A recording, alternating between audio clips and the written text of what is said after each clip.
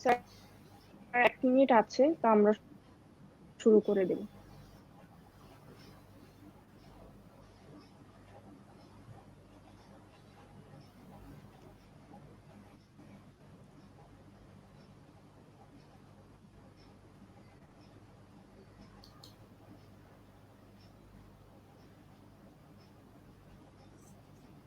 Sir 1 minute আছে, তো আমরা শুরু করে দেব।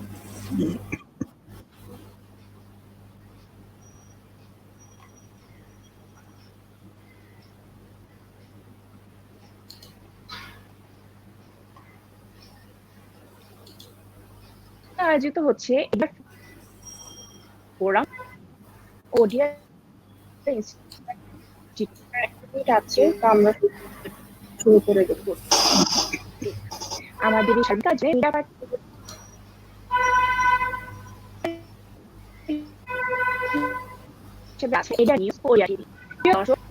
সঞ্চালক হিসেবে আপনাদের সাথে আছি আমি। আয়োজিত হচ্ছে প্রথম করেছে ফোরাম ওডিআই সকল স্থবিরতার মাঝেও বিশ্বব্যাপী বর্ণবাদিতা, আমাদের ধর্মীয় উগ্রতা, মানব এই ক্রান্তিকালীন সময়ে জরুরি বৃহৎ নিষ্পত্তির ক্ষেত্রে বিচার ব্যবস্থার নতুন সংযোজন ভার্চুয়াল কোর্ট, যা সুতরাং বাংলাদেশের জন্য একটি যুগান্তকারী ঘটনা। অর্থাৎ এই পরিবর্তিত বিচার ব্যবস্থার সাথে সমান্তরালভাবে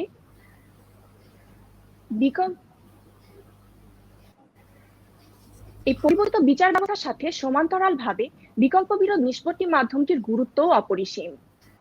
এই সংকটাপূর্ণ মুহূর্ত আমাদের প্রতি নিয়ত যা আভাস দেয় তা হলো সারা বিশ্বের সকল ব্যবস্থাপনায় কাঠামোগত এক আমূল পরিবর্তন আসনের ক্ষেত্রে তরুণ সমাজ সর্বোচ্চ ভূমিকা পালন করে থাকে।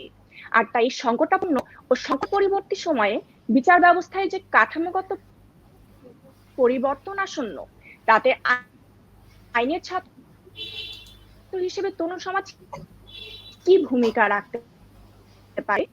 চলমান আইন শিক্ষা পদ্ধতি কি এই ভূমিকা নিশ্চিতের ক্ষেত্রে যথেষ্ট, কিংবা এই ভূমিকা নিশ্চিত করার ক্ষেত্রে চলমান আইন শিক্ষা পদ্ধতিতে কি ধরনের সংস্কার প্রয়োজন, সেসব বিবেচনায় নিয়ে আমাদের আজকের এই কথোপকথন বিকল্প বিরোধ নিষ্পত্তি ও বাংলাদেশের শিক্ষা পদ্ধতি, সম্ভাবনা ও করণীয়। আজকের এই আলোচনা অনুষ্ঠানে মূল্যবান বক্তব্য, উপদেশ, সুপারিশ বা পরামর্শ প্রদানের জন্য আমাদের মাঝে উপস্থিত আছে বাংলাদেশের 3 জন স্বনামধন্য শিক্ষক। প্রিয় দর্শক, আমাদের মাঝে উপস্থিত আছেন doctor S M Masum Billah, সহযোগী অধ্যাপক, আইন বিভাগ, জগন্নাথ বিশ্ববিদ্যালয়। স্যার, আজকের আলোচনা অনুষ্ঠানে আপনাকে স্বাগতম। Thank you.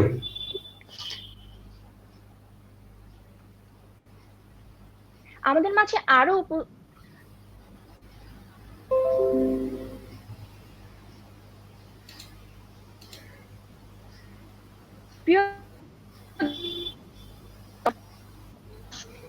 আপনাকে স্বাগতম। প্রিয় দর্শক, আমাদের আরো একজন সম্মানিত আলোচক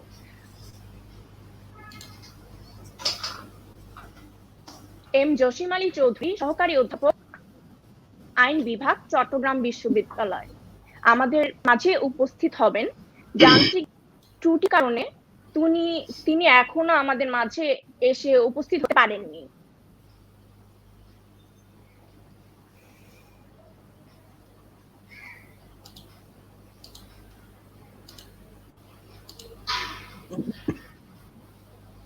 কমেন্ট করার মাধ্যমে আমরা আপনাদের প্রশ্নের কাঙ্ক্ষিত উত্তর দেওয়ার চেষ্টা করব।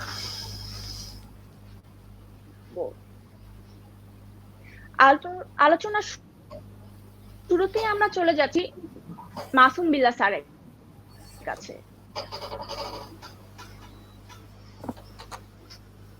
অবন্তী, আমি আপনার কথা বারে বারে বাধাপ্রাপ্ত হয়ে শুনতে পাচ্ছি। আমি জানি না যে এহসানুল কবির শুনতে পাচ্ছেন কিনা? ক্যান ইউ আমারও হিয়ার একটা মি? অসুবিধা হচ্ছে। ক্যান ইউ একটু হিয়ার মি অসুবিধা প্রপারলি? হচ্ছে।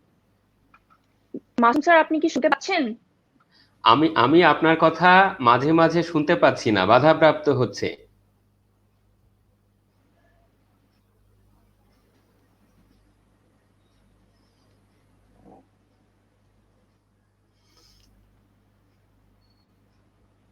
The talk is being interrupted.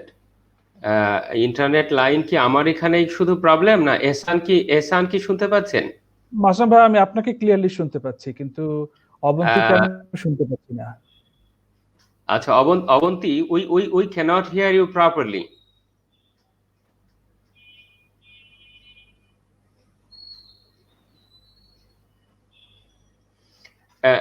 Can we take a break from the audience and be back after fixing it?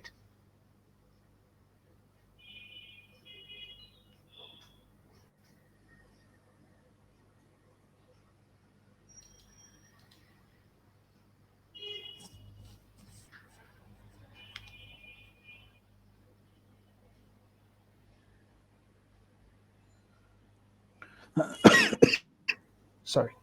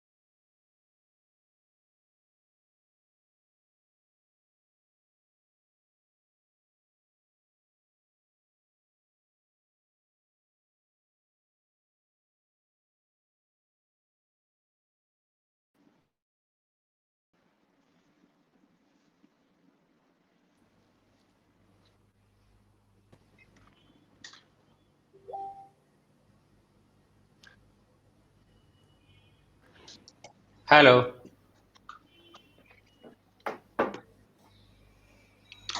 প্রিয় দর্শক, যান্ত্রিক গোলযোগের কারণে আমার সংযোগটি হারিয়ে যায়। স্যার এখন কি আমাকে শুনতে পাচ্ছেন আপনারা? হ্যাঁ, শুনতে পাচ্ছি, বাট এখনো এখন কি আমাকে শুনতে পাচ্ছেন? এর চেয়েও ইমপ্রুভ হওয়া সম্ভব লাইন। মাঝে মাঝে একেবারেই ইন্টারাপ্টেড হচ্ছিল, এখন শুনতে পাচ্ছি। জি স্যার। আচ্ছা, আমরা এখন শুরু করতে পারি। প্রিয় দর্শক, আমরা অত্যন্ত দুঃখিত, যান্ত্রিক গোলযোগের কারণে আমাদের সংযোগটি হারিয়ে পড়ে। আমাকে কি শোনা যাচ্ছে? আমরা আমাদের মূল আলোচনা অনুষ্ঠানটি শুরু করতে যাচ্ছি। প্রিয় দর্শক, আমাদের মাঝে উপস্থিত আছেন doctor S M Masum Billah, সহযোগী অধ্যাপক, আইন বিভাগ, জগন্নাথ বিশ্ববিদ্যালয়। স্যার, আজকে আলোচনা অনুষ্ঠানে আপনাকে স্বাগতম। শুভেচ্ছা, থ্যাংক ইউ। প্রিয় দর্শক, আমাদের মাঝে আরো উপস্থিত আছেন এম জসিম আলী চৌধুরী, সহকারী অধ্যাপক, আইন বিভাগ, চট্টগ্রাম বিশ্ববিদ্যালয়। স্যার, আপনাকে স্বাগতম।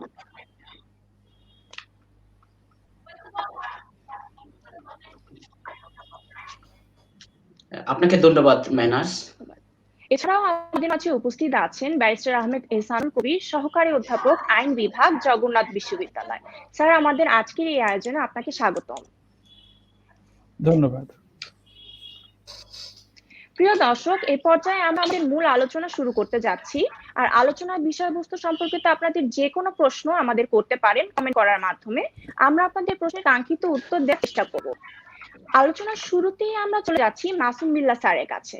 স্যার, বিকল্প বিরোধ নিষ্পত্তি বলতে আসলে কি বোঝায়, যদি দর্শকদের ব্যাখ্যা করতেন। মানে আমাকে প্রথম এই অগ্নি পরীক্ষায় অবন্তী ফেললেন। আপনাকে অনেক ধন্যবাদ। আমার সহ আলোচক দুজন, প্রিয় জসিম আলী চৌধুরী, বাংলাদেশ ইনস্টিটিউশনাল ল গবেষণা এবং শিক্ষকতায় যিনি অগ্রগামী রয়েছেন। জসিমকে অনেকদিন পরে দেখতে পেলাম। Thank you for joining us. Barrister Ahmed Ehsanul Kabir, আমার কলিগ, সবাইকে শুভেচ্ছা। যারা আমাদের অডিয়েন্স আছে, আমাদের ছাত্রছাত্রী এবং অন্যান্য সবাইকে আমার পক্ষ থেকে প্রীতি এবং শুভেচ্ছা জানাচ্ছি। প্রথম প্রশ্নটা হচ্ছে যে এডিআর বলতে কি বোঝায়। তো সবচেয়ে ভালো হতো যদি বলতে পারতাম যে এডিআর বলতে কিছু বোঝায় না। সবচেয়ে এটা বলতে পারলে খুশি হতাম, কেননা যখনই আসলে একটা বিকল্প শব্দটা আমরা বলি, যে বিকল্প ব্যাপারটা এটা কিন্তু একটা আগ্রহ উদ্দীপক হলেও এর মধ্যে কিন্তু একটা ঠকার একটা সম্ভাবনা থাকে। বিকল্প মানে কিসের বিনিময়ে কি, এরকম একটা প্রশ্ন কিন্তু শুরুতেই চলে আসে। মানে ব্যাপারটা এরকম তো না যে উকিল দুকরি দত্তর সেই চাইলুম চাঁদা পেলুম অর্ধচন্দ্র, এরকম ব্যাপার না তো, এরকম একটা ব্যাপার আসে। অথবা ওই যে হাই স্কুল জীবনে কবিতা পড়েছিলাম যে হিরে ফেলে কাঁচ তুলে ভিখিরি সাজবার মতো নয় তো, মানে চাইলুম বিচার আর দিচ্ছেন এডিআর, এরকম কোনো ব্যাপার না তো।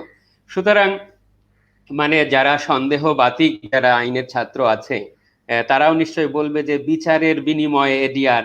কেননা আমরা যারা সংবিধান জসিম ভালো করে জানি যে আমাদের সংবিধানের 35 নম্বর অনুচ্ছেদে বলা আছে যে প্রত্যেক মানুষের, প্রত্যেক নাগরিকের একটা কি আছে, right two speedy free fair trial এবং জাস্টিস। তো আমার তো বিচার পাবার অধিকার ছিল কম্পিটেন্ট কোর্টে, ট্রিব্যুনালে, কিন্তু তার বিনিময়ে আপনি বিকল্প দিচ্ছেন কেন? সেই জন্য এই বিকল্প হলে কিন্তু আমার কাছে মনে হয় যে কি ব্যাপার, বিকল্পের নামে কি একটা অচল পয়সা ধরিয়ে দেবে নাকি?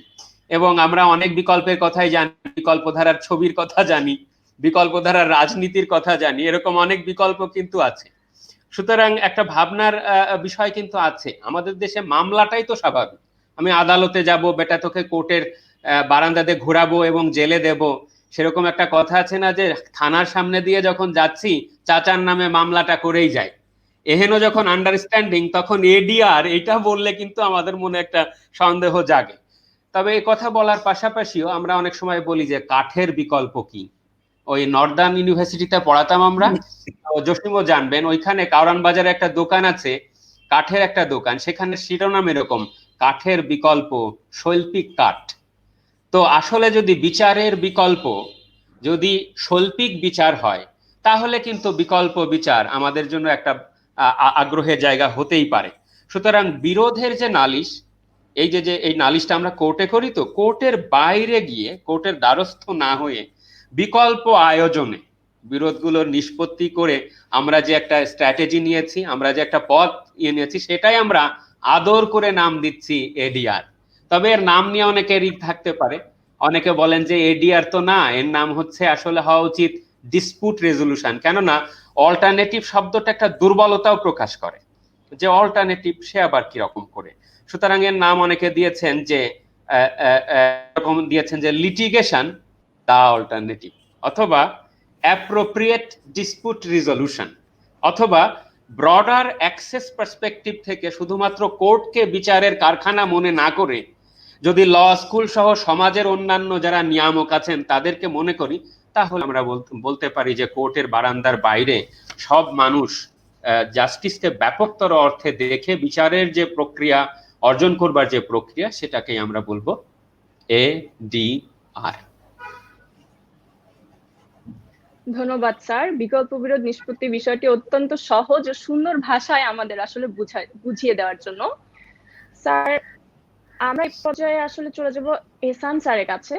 স্যার, আপনার কাছে প্রশ্নটি থাকবে যে আইনের ছাত্রদের বিকল্প বিরোধ নিষ্পত্তি বিষয়ে ধারণা থাকার প্রয়োজনীয়তা যদি আপনি বলতেন, আমাদের আপনার মতামত যদি আমাদের বলতেন এই সম্পর্কে। ধন্যবাদ মিনাজ। আইন শিক্ষার্থীদেরকে অবশ্যই বিকল্প বিরোধ নিষ্পত্তি সম্পর্কে জানতে হবে। কারণ হচ্ছে আমাদের বেশ কিছু আইনের মধ্যে এই এডিআর এর যে ধারণাটি, এটি অন্তর্ভুক্ত করা আছে। তো প্রথমত আমি যে বিষয়টি বলতে চাই যে আমাদের অনেক বিশ্ববিদ্যালয়ই, সরকারি কিংবা বেসরকারি, তাদের শিক্ষাক্রমের মধ্যে এডিআর এখনো অন্তর্ভুক্ত হয়নি।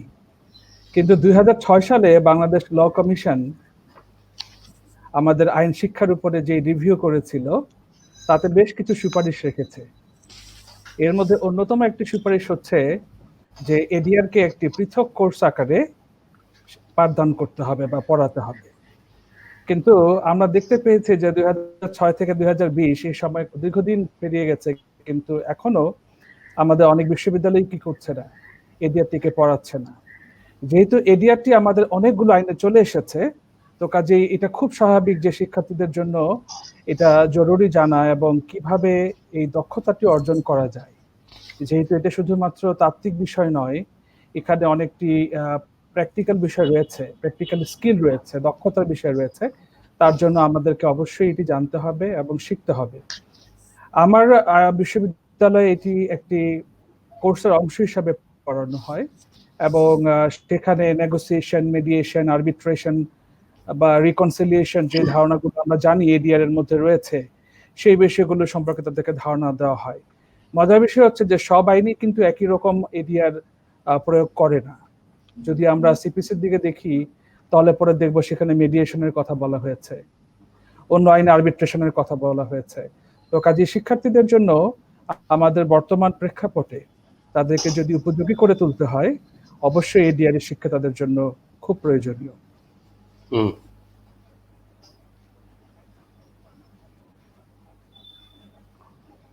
অবন্তিকা, আমাকে শুনতে পাচ্ছেন? ধন্যবাদ স্যার, আপনার কথাটি শুনতে পাচ্ছি, কিন্তু আসলে আমার কথাটা অনেক ভেঙে ভেঙে আসছে। মাসুম স্যার, আপনি কি কথাটি পরিষ্কারভাবে শুনতে পাচ্ছেন? হ্যাঁ, আমি ব্যারিস্টার এহসানের কথা শুনতে পেয়েছি, আপনার কথা শুনতে পাচ্ছি। আপনি যদি অনুমতি দেন তাহলে আমি এহসানের বক্তব্যের সঙ্গে এই পয়েন্টে কয়েকটা কথা যুক্ত করতে চাই, unless Jasim wants to have something on this. অবশ্যই স্যার। আমি কি একটু যুক্ত করে নেব জসিম, না you want to talk something on this? অবশ্যই।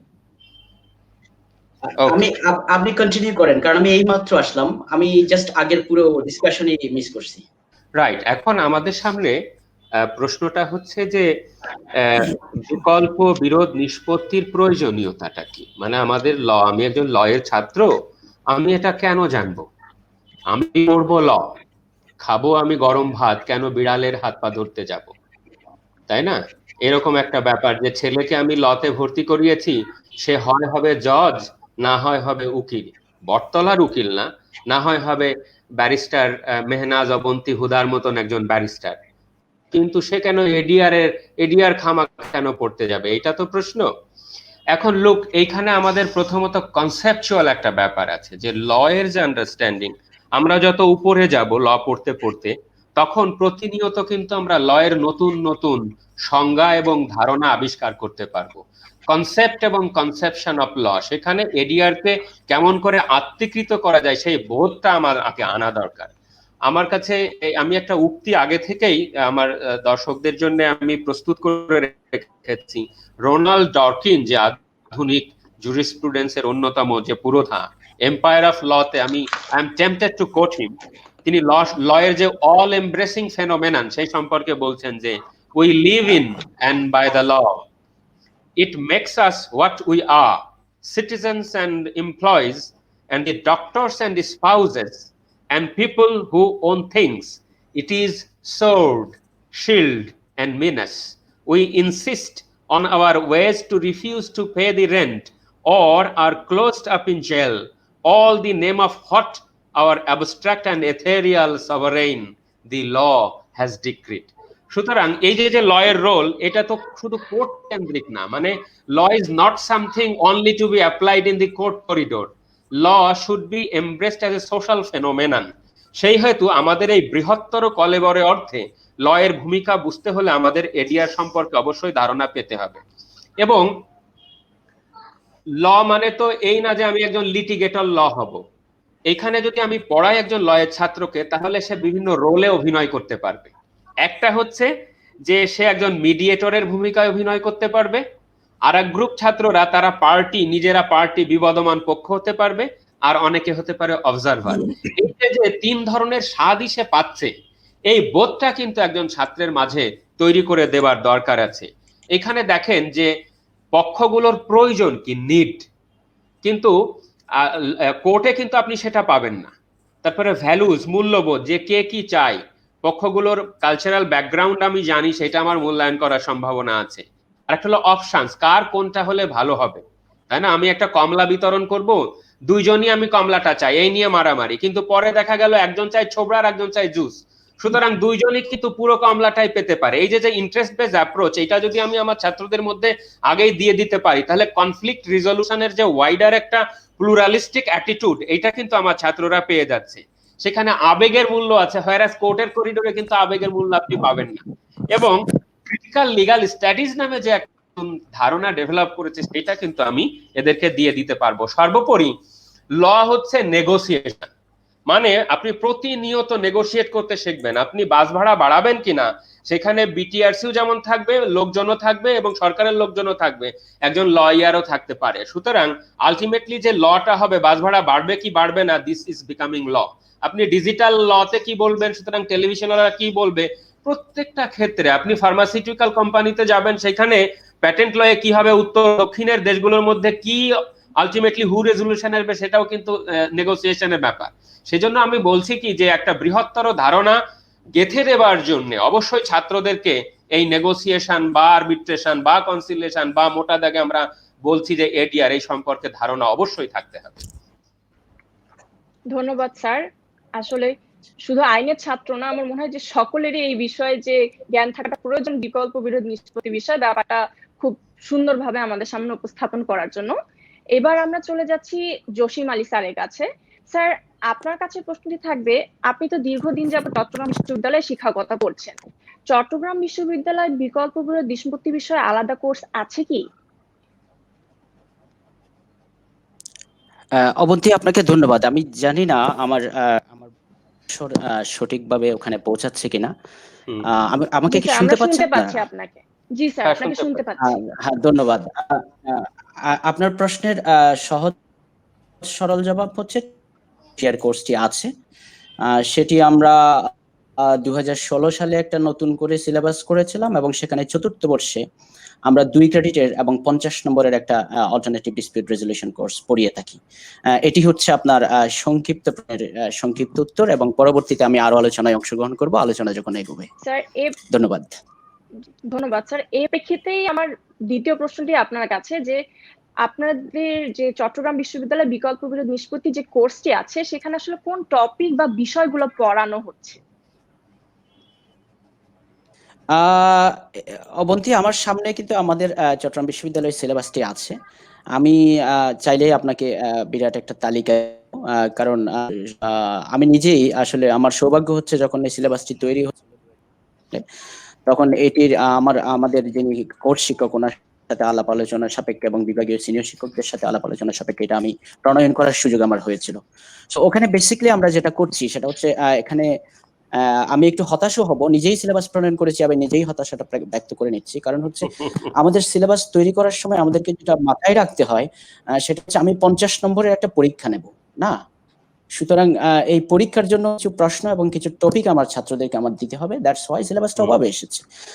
আপনি যদি আশা করে থাকেন যে ওই সিলেবাসের ভিতরে আমি কোনো ডেমো ট্রায়াল বা ডেমো মেডিয়েশন ইনক্লুড করতে পেরেছি কিনা, আপনার প্রশ্নটি হবে না। তবে সেখানে আছে definition, nature, scope, characteristics, history, modes of ADR, then what is mediation, and বাংলাদেশে যে সমস্ত আইনগুলো আছে সিভিল প্রসিডিউর কোডে, conciliation এবং mediation under family court ordinance, then we have village code 2006, then the labor code 2006, Act, Authoring Adalat 2000, Money Loans Code 2013, and Conciliation Disputes and Municipal Areas Board Act 2004, these types of things. এবং informal এরিয়ার গুলো কিরকম হয়, NGOs গুলো এরিয়ার practice বাংলাদেশে কিভাবে encourage করছে, সেটা নিয়ে কিছুটা আলাপ আলোচনা হয়। ক্রিমিনাল জাস্টিস সিস্টেমে এরিয়ার আসলে কতদূর কি করা যায় আন্তর্জাতিক আইনে, এবং বিশেষ করে আন্তর্জাতিক আইনে কিরকম। এই হচ্ছে মোটা দাগে চট্টগ্রাম বিশ্ববিদ্যালয় আইন বিভাগের সিলেবাস। ধন্যবাদ স্যার, চট্টগ্রাম বিশ্ববিদ্যালয় বিকল্প বিরোধ নিষ্পত্তি কোর্সটি সম্পর্কে আমাদের ধারণা দেওয়ার জন্য। একই প্রশ্নটি আমি করব আহমেদ ইহসানুল কবির স্যার আপনার কাছেও। প্রশ্নটি থাকছে যে আপনিও তো দীর্ঘদিন যাবত জগন্নাথ বিশ্ববিদ্যালয়ে শিক্ষকতা করছেন, সেক্ষেত্রে আপনার বিশ্ববিদ্যালয়ে বিকল্প বিরোধ নিষ্পত্তি বিষয়ে আলাদা কোর্স আছে কি, এবং কি কি যদি থাকে তাহলে কি কি টপিক গুলো পড়ানো হচ্ছে? ধন্যবাদ মিনাজ। আসলে আমি আগেই বলেছি যে আমাদের জগন্নাথ ইউনিভার্সিটির যে সিলেবাস রয়েছে সেখানে laws relating to civil litigation course আছে যার একটি অংশ হিসাবে আমাদের এডিআরটি পড়ানো হয়, এবং এটি শুধু আসলে এই কোর্সটার মধ্যে আরো দুটো ভাগ রয়েছে। একটি ভাগে স্পেসিফিক রিলিফ অ্যাক্ট পড়ানো হয়, আর দ্বিতীয় ভাগে হচ্ছে লিমিটেশন অ্যাক্ট পড়ানো হয়। তাহলে পরে এডিআর এর অবস্থান হচ্ছে তৃতীয়ত। প্রথমত আমি স্পেসিফিক রিলিফ অ্যাক্ট পড়ছি, তারপর লিমিটেশন, তারপর আমি এডিআর এর দিকে যাচ্ছি। তো এটা খুবই একটি মানে স্বল্প পরিসরে হয়তো এটি পড়ানোর সুযোগ থাকে।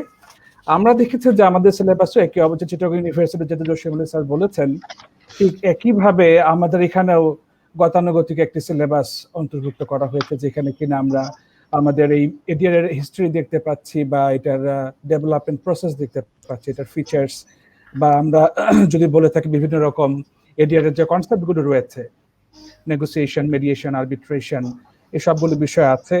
এবং ওডিআর যেটা অনলাইন ডিসপিউট রেজলিউশন, সেটিও আমাদের এখানে অন্তর্ভুক্ত করা আছে সিলেবাসে। তাছাড়া বাংলাদেশের বিভিন্ন আইনে, যেটা আমাদের জসিম আলী স্যার বললেন একটু আগেই, যেখানে এডিআর এর বিভিন্ন রকম ফরম্যাটগুলো আমরা খুঁজে পাই, সেই আইনগুলো এখানে পড়ানো হয়। এবং পাশাপাশি প্লি বার্গেনিং বিষয়টা আছে, এবং আমাদের ক্রিমিনাল কেসে কি এডিআরটা কোনোভাবে সম্ভব কিনা, বা এক্সিস্টিং যে মেকানিজম হয়েছে আন্ডার সেকশন 345 কম্পাউন্ডেবল অফেন্সেস এর ক্ষেত্রে যেটা করা সম্ভব, এই বিষয়টি রয়েছে। তাছাড়া ভিলেজ কোর্ট রয়েছে, সেখানেও আমরা দেখেছি যে আরবিট্রেশনের যে প্রসেসটা, সেটিও আমরা পড়াই। তো এই জায়গাটাতে আমি জসিম ভাইয়ের সাথে একমত, যে যেটা উনি বলেছেন যে আমাদের এখানে আসলে এই তাত্ত্বিক বিষয়গুলো কি পড়ানো হয়ে থাকে, এখানে যে প্র্যাকটিক্যাল বা যে স্কিল বেসড যে এরিয়াগুলো রয়েছে, সেটি কিন্তু আমরা এখানে পাই না। আমার নিজস্ব অভিজ্ঞতা থেকে বলছে, যখন আমি ইংল্যান্ডে নর্থ আমেরিকাতে বার করেছি, সেখানে একটা পৃথক কোর্স ছিল RDOC, resolution of dispute outside the court. এবং এই কোর্সের আওতায় আমরা মেডিয়েশন কাকে বলে, আরবিট্রেশন কাকে বলে, বা নেগোসিয়েশন কাকে বলে, এই বিষয়গুলো তো জানতামই। এবং প্রতিটি ক্লাসে একজন শিক্ষকের তত্ত্বাবধানে ছোট ছোট গ্রুপে বিভক্ত হয়ে আমরা কিন্তু মেডিয়েশনের প্র্যাকটিস করতাম, আমরা নেগোসিয়েশনের প্র্যাকটিস করতাম, আরবিট্রেশনের প্র্যাকটিস করতাম, এবং আমাদের শিক্ষক সেগুলো দেখতেন, এবং তিনি আমাদের কোথায় ভুল হচ্ছে সেটা ধরিয়ে দিতেন। এবং এইভাবে কিন্তু আমাদেরকে প্রস্তুত করে তোলা হয়েছিল যে কিভাবে একটি সার্থক অল্টারনেটিভ ডিসপিউট রেজলিউশন আমরা কার্যকর করতে পারি। মূলত এই যে বিকল্প বিরোধ নিষ্পত্তির বিষয়টি, এটি তো এসেছে এই কারণেই যে আমাদের ট্রেডিশনাল যে সিস্টেম রয়েছে লিটিগেশন বেসড, এটা কিন্তু ওভারবার্ডেন, আমাদের মামলার প্রচন্ড চাপ, এবং সেটি কিন্তু আমরা খুব দ্রুত নিষ্পত্তি করতে পারছি না। কাজে এই নিষ্পত্তির স্বার্থে আমাদের কি দরকার, এই বিকল্প বিরোধ নিষ্পত্তির যে বিষয়টি, সেটি দরকার। তো কাজে আমরা দেখেছি যে ইতিমধ্যেই আমি হয়তো সামনে কিছু পরিসংখ্যান দেওয়ার চেষ্টা করব। আমাদের যে সুপ্রিম কোর্টের যে অ্যানুয়াল রিপোর্ট রয়েছে, জুডিশিয়ারি রিপোর্ট, সেখানে আমরা দেখেছি যে একটা বিশাল সংখ্যক মামলা আমরা এই এডিআর এর মাধ্যমে নিষ্পত্তি করতে সম্ভব হয়েছে। 2003 থেকে 4 সালের মধ্যে আমরা দেখেছি যে প্রায় 12,000-এরও বেশি মামলা আমরা এডিআর এর মাধ্যমে নিষ্পত্তি করতে পেরেছি। তো কাজে এখানে আমরা বলবো যে আমাদের এডিআর এর কিন্তু একটা বিশেষ ভূমিকা রয়েছে, এবং এই ক্ষেত্রে শিক্ষার্থীরা যদি শিক্ষা প্রতিষ্ঠানে, বিশেষ করে যখন আইন শিক্ষা লাভ করছে, সেই সময়টাতে প্রশিক্ষিত না হয়, তাদের কিন্তু খুব কঠিন হয়ে যাবে আমাদের এই পেশাগত জীবনে গিয়ে বা আদালতে গিয়ে তারা একটা মানে খুব কার্যকর পদ্ধতিতে এই নেগোসিয়েশন বা মিডিয়েশন করাটা। তো কাজে আমি মনে করি যে আমাদের এখানে যে স্কিল বেসড পার্টটা আমাদের সিলেবাসে অন্তর্ভুক্ত নাই, এটিকেও যদি কোনোভাবে ইনকর্পোরেট করা যায়, তাহলে হয়তো শিক্ষার্থীরা ভবিষ্যতে তাদের পেশাগত জীবনে গিয়ে আরো ভালোভাবে এটিকে কার্যকরভাবে ব্যবহার করতে পারবে। ধন্যবাদ। ধন্যবাদ স্যার। আপনার বিশ্ববিদ্যালয়ের বিকল্প বিরোধ নিষ্পত্তি কোর্সটির একটি সারসংক্ষেপ আমাদের মাঝে তুলে ধরার জন্য, পাশাপাশি আসলে ব্যবহারিক পদ্ধতিটা কিভাবে কার্যকর করা যায় সেই ব্যাপারটি তুলে ধরার জন্য। এই প্রেক্ষিতে আমরা আমাদের পরবর্তী প্রশ্নটি করব মাসুম বিল্লাহ স্যারের কাছে। স্যার, আমরা ইতিমধ্যেই জসিম আলী স্যার এবং এহসান স্যারের কাছ থেকে আসলে যে ব্যাপারটি বুঝতে পারলাম যে বিশ্ববিদ্যালয়গুলোতে তাত্ত্বিক শিক্ষা দেওয়া হচ্ছে বিকল্প বিরোধ নিষ্পত্তি সম্পর্কে, কিন্তু আসলে ব্যবহারিক যে শিক্ষা, অর্থাৎ আরবিট্রেশন বা মেডিয়েশন প্রসেস, অর্থাৎ সালিশ বা মধ্যস্থতার বিভিন্ন পদ্ধতি বা বিকল্প বিরোধ নিষ্পত্তির অন্যান্য যে পদ্ধতি সমূহ রয়েছে, সেগুলো সম্পর্কে ছাত্রদের ঠিক ওইভাবে ব্যবহারিক শিক্ষা প্রদান করাটা কিন্তু হচ্ছে না। স্যার, আসলে ব্যবহারিক শিক্ষা প্রদানের জন্য কি কি পদক্ষেপ গ্রহণ প্রয়োজনীয় বলে আপনি মনে করেন? আচ্ছা, আমি জসিম এবং ব্যারিস্টার কবির যে কথাগুলো বলেছেন তার সঙ্গে সহমত পোষণ করছি। প্রথমত সহমত ভাই। তো উত্তর দেবার আগে আপনাকে একটু বলে রাখি, আমাদের অডিয়েন্স যদি কোনো প্রশ্ন করে, আপনি ক্লিক দিলে ওই প্রশ্নটা, গুরুত্বপূর্ণ কিছু আমরা দেখতে পাবো, we can also address the question. so that our session becomes more lively and interactive. তাতে করে আমরা দেখতে পাবো গুরুত্বপূর্ণ কোনো প্রশ্ন। স্বভাবতই এহসান উল্লেখ করেছেন যে আমাদের যে syllabus as a component of civil litigation হিসেবে পড়ানো হচ্ছে, তো এটা এক ধরনের কি হলো তাহলে, এক ধরনের অ্যাড অন, মানে টপ আপ, যে একটু আছে আর একটু রিফিল করলাম আমরা। ঠিক মেন কোর্স হিসেবে এটা হলো না, তাই না? মানে নিউজিল্যান্ডে একবার ওই দোকানে ফোন ফ্লেক্সি করতে গেছি, তা বলছি যে can I recharge my mobile. ওরা রিচার্জ বলতে বোঝে যে ওই বিদ্যুতে যে লাইনে যে চার্জ দেওয়া ওইটাকে বোঝে, তা বলছে যে no no you can not recharge your mobile. আমি তখন বললাম যে আমি এখানে একটু টাকা কিভাবে ভরবো, তো so you mean top up. তো এই আমাদের এখানে এডিআর কোর্সটা হচ্ছে টপ আপ, মানে আপনার টাকাটা ওই হল জীবনে যে লোকজন যে ক্যান্টিনে খেতে যায়, একবার তরকারি নেবার পরে দ্বিতীয়বার যে তরকারি আসে না, ওটাকে বলে গ্যাটিস। তো আমাদের এই এডিআর কোর্সটা হয়ে গেছে এই গ্যাটিসের মতন অনেকটা। এইটা আমি মনে করি যে সিলেবাস আমাদের আছে, কিন্তু আমি আপনাকে আশ্বস্ত করছি, যেহেতু আমিও জগন্নাথে পড়াই, আমাদের কারিকুলাম ডেভেলপমেন্ট আলাদাভাবে হচ্ছে, ইন দ্য সেন্স যে সেখানে আমরা কেমন করে পড়াবো এই অ্যাপ্রোচটা আমরা শিফট করতে চাচ্ছি। তার মানে কোর্সে যদি কিছু কমও থাকে, আমাদের শিক্ষা দানের ধরনের মধ্য দিয়ে আমরা ওটা আত্মীকরণ করবার চেষ্টা করছি। সো প্রথম একটা কাজ হবে যে অ্যাপ্রোচগত একটা চেঞ্জ আনবার জন্য, নিশ্চয়ই আমরা এই পয়েন্টে পরে আরো আলোচনা করতে পারবো। আমাদের এই যে জাস্ট আমি দুইটা পয়েন্ট শেষ করছি। আমাদের এই যে লিটিগেশন রোমান্টিসিজম বলি এটাকে আমরা, যে লিটিগেশনকে আমাদের খুব ভাল লাগে। এট দ্য সেম টাইম আবার এটাও আমরা কিন্তু এই এডিআর এর পক্ষে গিয়ে আমি বলতে চাচ্ছি না, বিং অ্যান একাডেমিক, যে আমাদের মধ্যে একটা নেগোসিয়েশন রোমান্টিসিজম বা এডিআর রোমান্টিসিজম গড়ে উঠুক। আমি চাচ্ছি যে এই দুইয়ের মধ্যে একটা ব্যালেন্সড অ্যাপ্রোচ আমাদের কারিকুলামে আসুক। সেটা ইন্ডিপেন্ডেন্ট একটা কোর্স হিসেবে আসতে পারে, অথবা একটা মেজর কম্পোনেন্ট হিসেবে আসতে পারে। সেই জন্য আমার মনে হয় যে কতগুলো গোল আমাদের মানে ঠিক করা দরকার। ফর এক্সাম্পল, যে to increase the understanding of the different negotiation approaches and perspectives, এটা একটা কাজ হবে আমাদের।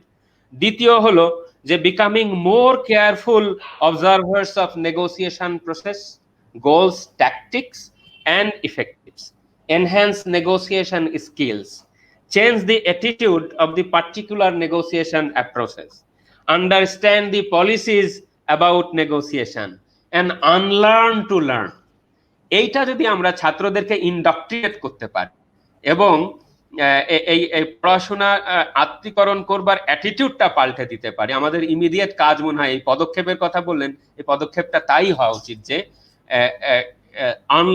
আনলার্ন টু লার্ন, যেভাবে শিখছি ওভাবে না, এভাবে। তবে একটা জাস্ট একটা সতর্ক বার্তা দিয়ে রাখি যে আমাদের একটা প্রবাদ আছে যে এক মুখ সোনা দিয়ে ভরা যায়, তো 10 মুখ ছাই দিয়ে ভরা যায় না। তো আমাদের ক্লাসে এত মানুষ, মানে ধরেন 100 ছাত্র দিয়ে এই নেগোসিয়েশন বা অল্টারনেটিভ ডিসপিউট রেজলিউশন ইফেক্টিভলি শেখানো যায় না। এর জন্য বোধহয় ক্লাস ডিভিশনের প্রয়োজন হয়েছে, সেটা আমাদের ডিপার্টমেন্টগুলোকে ভাবতে হবে। ধন্যবাদ স্যার। আসলে ব্যবহারিক পদ্ধতিতে বিকল্প বিরোধ নিষ্পত্তি যে বিভিন্ন পদ্ধতি সমূহ, সেগুলো আসলে কিভাবে ছাত্রদের শেখানো যায় তা সম্পর্কে একটি দিক নির্দেশনা প্রদানের জন্য। এবার আমরা চলে যাব এহসান স্যারের কাছে। স্যার, ইতিমধ্যে আমরা আসলে বুঝতে পারছি যে বিকল্প বিরোধ নিষ্পত্তি কিন্তু আসলে একটি তাত্ত্বিক বা থিওরিটিক্যাল সাবজেক্ট আসলে কিন্তু নয়, এটা একটি স্কিল বেসড সাবজেক্ট, অর্থাৎ দক্ষতা নির্ভর একটা বিষয়। সেক্ষেত্রে ছাত্রদের এই যে স্কিল গুলা ডেভেলপ করার জন্য বা এই দক্ষতা বৃদ্ধির জন্য কি করণীয়? ধন্যবাদ মেহনাজ। আসলে শিক্ষার্থীদের দক্ষতা বৃদ্ধির জন্য প্রথমে এটি দরকার ট্রেনিং, তাদেরকে ট্রেন আপ করতে হবে, এবং ট্রেনিং ছাড়া কোনোভাবেই কিন্তু এটি আসলে পুরোপুরি অর্জন করা সম্ভব না। কারণ হচ্ছে আমরা যদি শুধু তাত্ত্বিকভাবে বিষয়গুলোকে ওদেরকে পড়াই, তাহলে পরে তাদের যে ব্যবহারিক যে জ্ঞানটি, এটি কখনো অর্জন করা সম্ভব না। আর এই ট্রেনিং এর জন্য আমাদের করা যেতে পারে, পৃথিবীর বিভিন্ন দেশেই শিক্ষা প্রতিষ্ঠানগুলোতে রয়েছে ল ক্লিনিকের যে ধারণাটি, সেটি আমরা ইনকর্পোরেট করতে পারি বা সেটি আমরা চালু করতে পারি। ইতিমধ্যেই আমাদের জগন্নাথ বিশ্ববিদ্যালয় আইন বিভাগে আমরা ল ক্লিনিকের একটি খসড়া আমি নিজেই প্রণয়ন করেছি, এবং আমি এই ল ক্লিনিক খসড়া প্রণয়ন কমিটির ক্ষেত্রে আহ্বায়ক ছিলাম, এবং সেখানে আমি একটি কম্পোনেন্ট রেখেছি যে এডিআর এর উপরে, যে আমাদের ল ক্লিনিকে অনেক কার্যক্রম থাকবে, তার মধ্যে একটি গুরুত্বপূর্ণ কার্যক্রম হবে হচ্ছে গিয়ে এই এডিআর বিষয়ে কিভাবে প্রশিক্ষণ লাভ করা যায় বা এই সম্পর্কে স্যার আমরা আমরা দেখতে পাচ্ছি কিভাবে। জসিম স্যার হাত তুলেছেন। স্যার আমরা এহসান স্যারের কাছ থেকে স্যারের বক্তব্যটি নিয়ে আপনার কাছে চলে আসছি, আপনি এখানে কিছু অ্যাড করতে চাইলেন। হ্যাঁ, ধন্যবাদ। তো কাজে আমি মনে করি যে আমাদের এই ট্রেনিং গুলো দরকার এবং সেটা বিভিন্ন ভাবে আমরা দিতে পারি। একটা হতে পারে যেটাকে আমরা বলে থাকি এডিআর সিস্টেম ডিজাইন ট্রেনিং, এটি আমরা ডিজাইন করতে পারি। এডিআর অ্যাওয়ারনেস ট্রেনিং করতে পারি। ADR method and skill training করা সম্ভব। Programme specific ADR system and procedure সম্পর্কে আমরা ট্রেনিং করাতে পারি এবং এডিআর স্কিল ট্রেনিং যেটা কিনা advance in depth skill development করাতে পারে। তো আমার মনে হয় যে ল ক্লিনিকের মাধ্যমে যদি আমরা এই ট্রেনিং গুলো অফার করতে পারি ওদেরকে, তাহলে সেক্ষেত্রে তারা হয়তো বা উপকৃত হবে এবং এই সম্পর্কে তাদের দক্ষতা বৃদ্ধি পাবে। পাশাপাশি আমাদের বাংলাদেশ ইন্টারন্যাশনাল আরবিট্রেশন সেন্টার রয়েছে, আমি দেখেছি তারাও কিছু ট্রেনিং অফার করে, লোকাল ট্রেনিং রয়েছে ওদের। আমাদের শিক্ষার্থীরা চাইলে সেখান থেকেও গিয়ে ট্রেনিং নিতে পারে এবং এডিএ সম্পর্কে জ্ঞান লাভ করতে পারে। এছাড়া ইন্টারন্যাশনালি বিভিন্ন জায়গায় ট্রেনিং এর সুযোগ রয়েছে, সেখান থেকে তারা প্রশিক্ষণ নিতে পারে এবং এই বিষয়ে এবং অনলাইনেও এডিআর ওডিআর যে রয়েছে, এডিআর এবং ওডিআর এর কিন্তু একটি অন্যতম বিষয় হচ্ছে তারা অনলাইন ট্রেনিং করাচ্ছে, মিডিয়েশন কিংবা মিডিয়েশন এবং নেগোসিয়েশন ট্রেনিং করাচ্ছে, সিভিল এবং কমার্শিয়াল আরবিট্রেশন ট্রেনিং গুলো করাচ্ছে। সো বিভিন্ন কোর্স রয়েছে যারা কিনা অফার করছে অনলাইনে কিংবা ফিজিক্যালি, সেগুলো হয়তো আমাদের শিক্ষার্থীরা যদি তারা এভেল করে এবং তারা সেগুলোতে অংশগ্রহণ করে, নিশ্চিত সেই বিষয়গুলো তাদের দক্ষতা বৃদ্ধির ক্ষেত্রে সহায়তা করবে। ধন্যবাদ স্যার। আসলে দেখতে পাচ্ছি যে ট্রেনিং এর কথা উঠে এসেছে এবং আরো এসেছে যে আসলে আমাদের ল ক্লিনিকের কথাটা উঠে এসেছে। এটা খুবই একটা মূল্যবান একটা মতামত আপনার, যে এই বিষয়ে আমরা ছাত্রছাত্রীদেরকে কিভাবে দক্ষতা বৃদ্ধি করানো যায় এগুলোর মাধ্যমে আমরা এই প্রশ্নগুলোতে আবার আসবো। আমরা এখন একটি প্রশ্ন নিয়ে নিব। আমাদের কাছে প্রশ্ন এসেছে তানভীর মাহতাব আলিফের কাছ থেকে। উনি জানতে চেয়েছেন, আদালতের উপর চাপ কমাতে পারে এডিআর, তাহলে আমাদের দেশে কেন এটিকে যথাযথ গুরুত্ব দেওয়া হচ্ছে না? স্যার এক্ষেত্রে জসিম আলী স্যার আপনি যদি প্রশ্নটাকে ধন্যবাদ ব্যারিস্টার মায়ানাজ, আপনাকে ধন্যবাদ। আমি আসলে শুরু থেকে এই প্রোগ্রামের কেন জানি না, আমার কম্পিউটারটা একবার রিস্টার্ট হলো, মাঝখান থেকে আমি খেয়ে হারিয়ে ফেললাম। আবার চেষ্টা করছি আপনাদের সাথে সরাসরি তাল মিলিয়ে চলার জন্য। আমি আশা করছি আমার বক্তব্য শোনা যাচ্ছে, তাই কি? জি স্যার, শোনা যাচ্ছে কি আমার কথা? ওকে, তাহলে আমি একটু কনফিডেন্টলি কথা বলতে পারি। সেটা হচ্ছে যে আমি যখন আলোচনাটাতে প্রবেশ করলাম, আমি খেয়াল করেছি, আমি এই প্রশ্নের উত্তরটা দিব, আমি একটু সময় চেয়ে নিচ্ছি। মাসুম বিল্লাহ ভাই কিন্তু বেশ উনি খুব ভালো বলেন, আমার অনেক পুরনো কলিগ, 2009 সাল থেকে আমরা একে অপরের সাথে কাজ করে এসেছি। আমি জানি মাসুম বিল্লাহ ভাই যখন কথা বলবেন তখন সেটার মধ্যে মানে চিত্তাকর্ষক অনেক তথ্য, উপমা, গল্প থাকে। তো আমি অতটা সাহিত্য মনস্ক নই, অথবা অতটা ওদিকে ঝোঁকটা আমার কম, কিন্তু তারপর আমি মাসুম বিল্লাহ ভাইয়ের বক্তব্য থেকে যে জিনিসটা ধরে নিতে পেরেছি সেটা হচ্ছে মাসুম বিল্লাহ ভাই একটা জিনিস বলছেন, সেটা এখানে অ্যাড্রেস করাটা দরকার। আমরা সম্ভবত আমাদের মন মানসিকতা, আমরা যারা জাজ হতে চাই, আমরা যারা উকিল হতে চাই, আমরা যারা শিক্ষক হতে চাই, আমরা যারা গবেষক হতে চাই, আমাদের ঝোঁক এবং খেয়ালটা এডিআর এর দিকে যায়নি। ওই প্রশ্নটির উত্তরটি সম্ভবত এখানের মধ্যে আছে, যে এই প্রশ্নটি একটু আগে করা হয়েছে। হ্যাঁ, সেই জিনিসটা আমার মনে হয়, এই দৃষ্টিভঙ্গিটা মাসুম বিল্লাহ ভাইয়ের সাথে আমি একটু অ্যাড করব। সেটা হচ্ছে আমাদের দৃষ্টিভঙ্গিটা ওদিকে যাওয়ার প্রয়োজন পড়েনি বলেই সম্ভবত আমরা যাইনি। কারণ জিনিসটি হচ্ছে এরকম যে সাপ্লাই যদি ডিমান্ড যদি থাকে তখন সাপ্লাই যাবে। আপনি বাংলাদেশের আইন এবং বিচার ব্যবস্থার ভিতর দেখবেন, সেখানে প্রিএকশন প্রটোকল, বাধ্যতামূলক বিকল্প বিরোধ নিষ্পত্তির যে ধারণাটা এখন ইউরোপ সহ, বিশেষ করে কিছুদিন আগে ব্রিটেনে একটা মামলা হয়েছে, লুমাক্স ব্রিটেনের সুপ্রিম কোর্ট তারা বলে দিয়েছে যে পক্ষরা না চাইলেও, ইনভলান্টারি হলেও কিন্তু as a matter of rule preaction protocol হিসাবে কিন্তু আপনাকে এডিআর এ যেতে হবে। এবং আপনি যদি এডিআরটার ব্যাপারে অনাগ্রহ দেখান এবং আপনি অসহযোগিতা আকর্ষণ করেন, তাহলে কিন্তু বিচারের পরবর্তী পর্যায়ে গিয়ে আপনার এই অসহযোগী আচরণটা আপনার মামলার ফলাফলকে প্রভাবিত করবে। সুতরাং আমার মনে হয় এখানে পুরো আইন ব্যবস্থার উপর একটা হালকা কিছুটা দায় আমাদেরকে দিতেই হবে, যে বাংলাদেশের আইন ও বিচার ব্যবস্থায় আমরা 2003 সালে 1985 সালের ফ্যামিলি কোর্ট অর্ডিন্যান্সের মাধ্যমে আমরা এডিআর চালু করার চেষ্টা করেছি। সেটা প্রকৃতপক্ষে 2000 সালে একটা পাইলট প্রজেক্টের মাধ্যমে প্রথম এটা ব্যবহার করা হয়। তারপর 2003 সালে আমরা সিপিসিতে সংশোধন আনি। তারপর আপনার অর্থ ঋণ আদালত আছে, আর এই আরবিট্রেশন একটা 2001-এর। আপনি খেয়াল করবেন ডিমান্ডটা শুরু হয়েছে মাত্র 2000-এ। আর চট্টগ্রাম বিশ্ববিদ্যালয়ে আমরা ল ক্লিনিক চালু করেছি 1992। সুতরাং ডিমান্ড যদি না আসে ওখান থেকে, সিস্টেম যদি আমাকে ডিমান্ড না করে, তাহলে আমরা টিচাররা বা আমাদের স্টুডেন্টরা বা আমাদের জাজেসরা বা আমাদের লয়াররা সেই পথে যে খুশি মনে হাঁটতে চাইবেন এমনটি নাও হতে পারে। সুতরাং এটা হচ্ছে ডিমান্ডের বিষয়। ডিমান্ড যখন গ্রো করবে, সাপ্লাইটা সেভাবে আস্তে ধীরে হলেও এগিয়ে আসবে। আমার মনে হয় এহসান বলেছেন ওনার বিশ্ববিদ্যালয়ে ওনারা ল ক্লিনিক করছেন। ল ক্লিনিক আমরাও চট্টগ্রাম বিশ্ববিদ্যালয়ে করছি।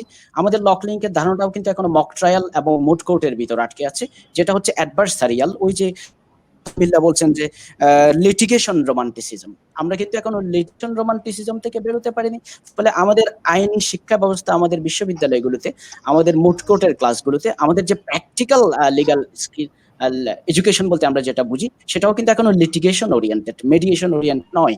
সুতরাং আমার মনে হয় এখানে রাষ্ট্রের নীতি নির্ধারণী পর্যায় থেকে, জাতীয় সংসদের পক্ষ থেকে, সরকারের পক্ষ থেকে, সুপ্রিম কোর্টের মহামান্য আপিল বিচারপতি সহ আমাদের বিচার ব্যবস্থার আইন মন্ত্রণালয়ের যারা দায়িত্ব থেকে বাংলাদেশের বিচার ব্যবস্থায় একটা প্যারাডাইম শিফট নিশ্চিত করা না গেলে ল স্কুলগুলো এবং ল স্টুডেন্টরা নিজে থেকে আমার মনে হয় যেটা করতে পারে, সেটা অনেকটা প্রবণও হবে, একটু প্রগ্রেসিভ হতে পারে। তারা হ্যাঁ, আমি 50 নম্বরের এডিআর কোর্স দেওয়া হয়েছে, আমি বিদেশে পড়াশোনা করে এসেছি, আমি দেখেছি ওখানে সিমুলেশন মেডিয়েশন হয়, সিমুলেশন আরবিট্রেশন হয়, সেখানে ডেমো আরবিট্রেশন কম্পিটিশন হয়, মেডিয়েশন হয়, ইন্টারন্যাশনাল ফোরামগুলোতে স্টুডেন্টরা পার্টিসিপেট করে, সেটা আমার কোর্স ওয়ার্ক, আমি ভলান্টারি করব। কিন্তু সিস্টেম যদি আমাকে বাধ্য না করে, তাহলে কিন্তু এটা অভাবে আসবে না। এবং এজন্য আমি মনে করছি, কারণ আপনাদেরকে একটা ব্যাপার আমি স্মরণ করিয়ে দিতে চাই, আমি কিন্তু 1974 সালে বাংলাদেশে একটি শিক্ষা কমিশন, সেই বিখ্যাত কুদরতি ইলাহি শিক্ষা কমিশন, কুদরতি কমিশন,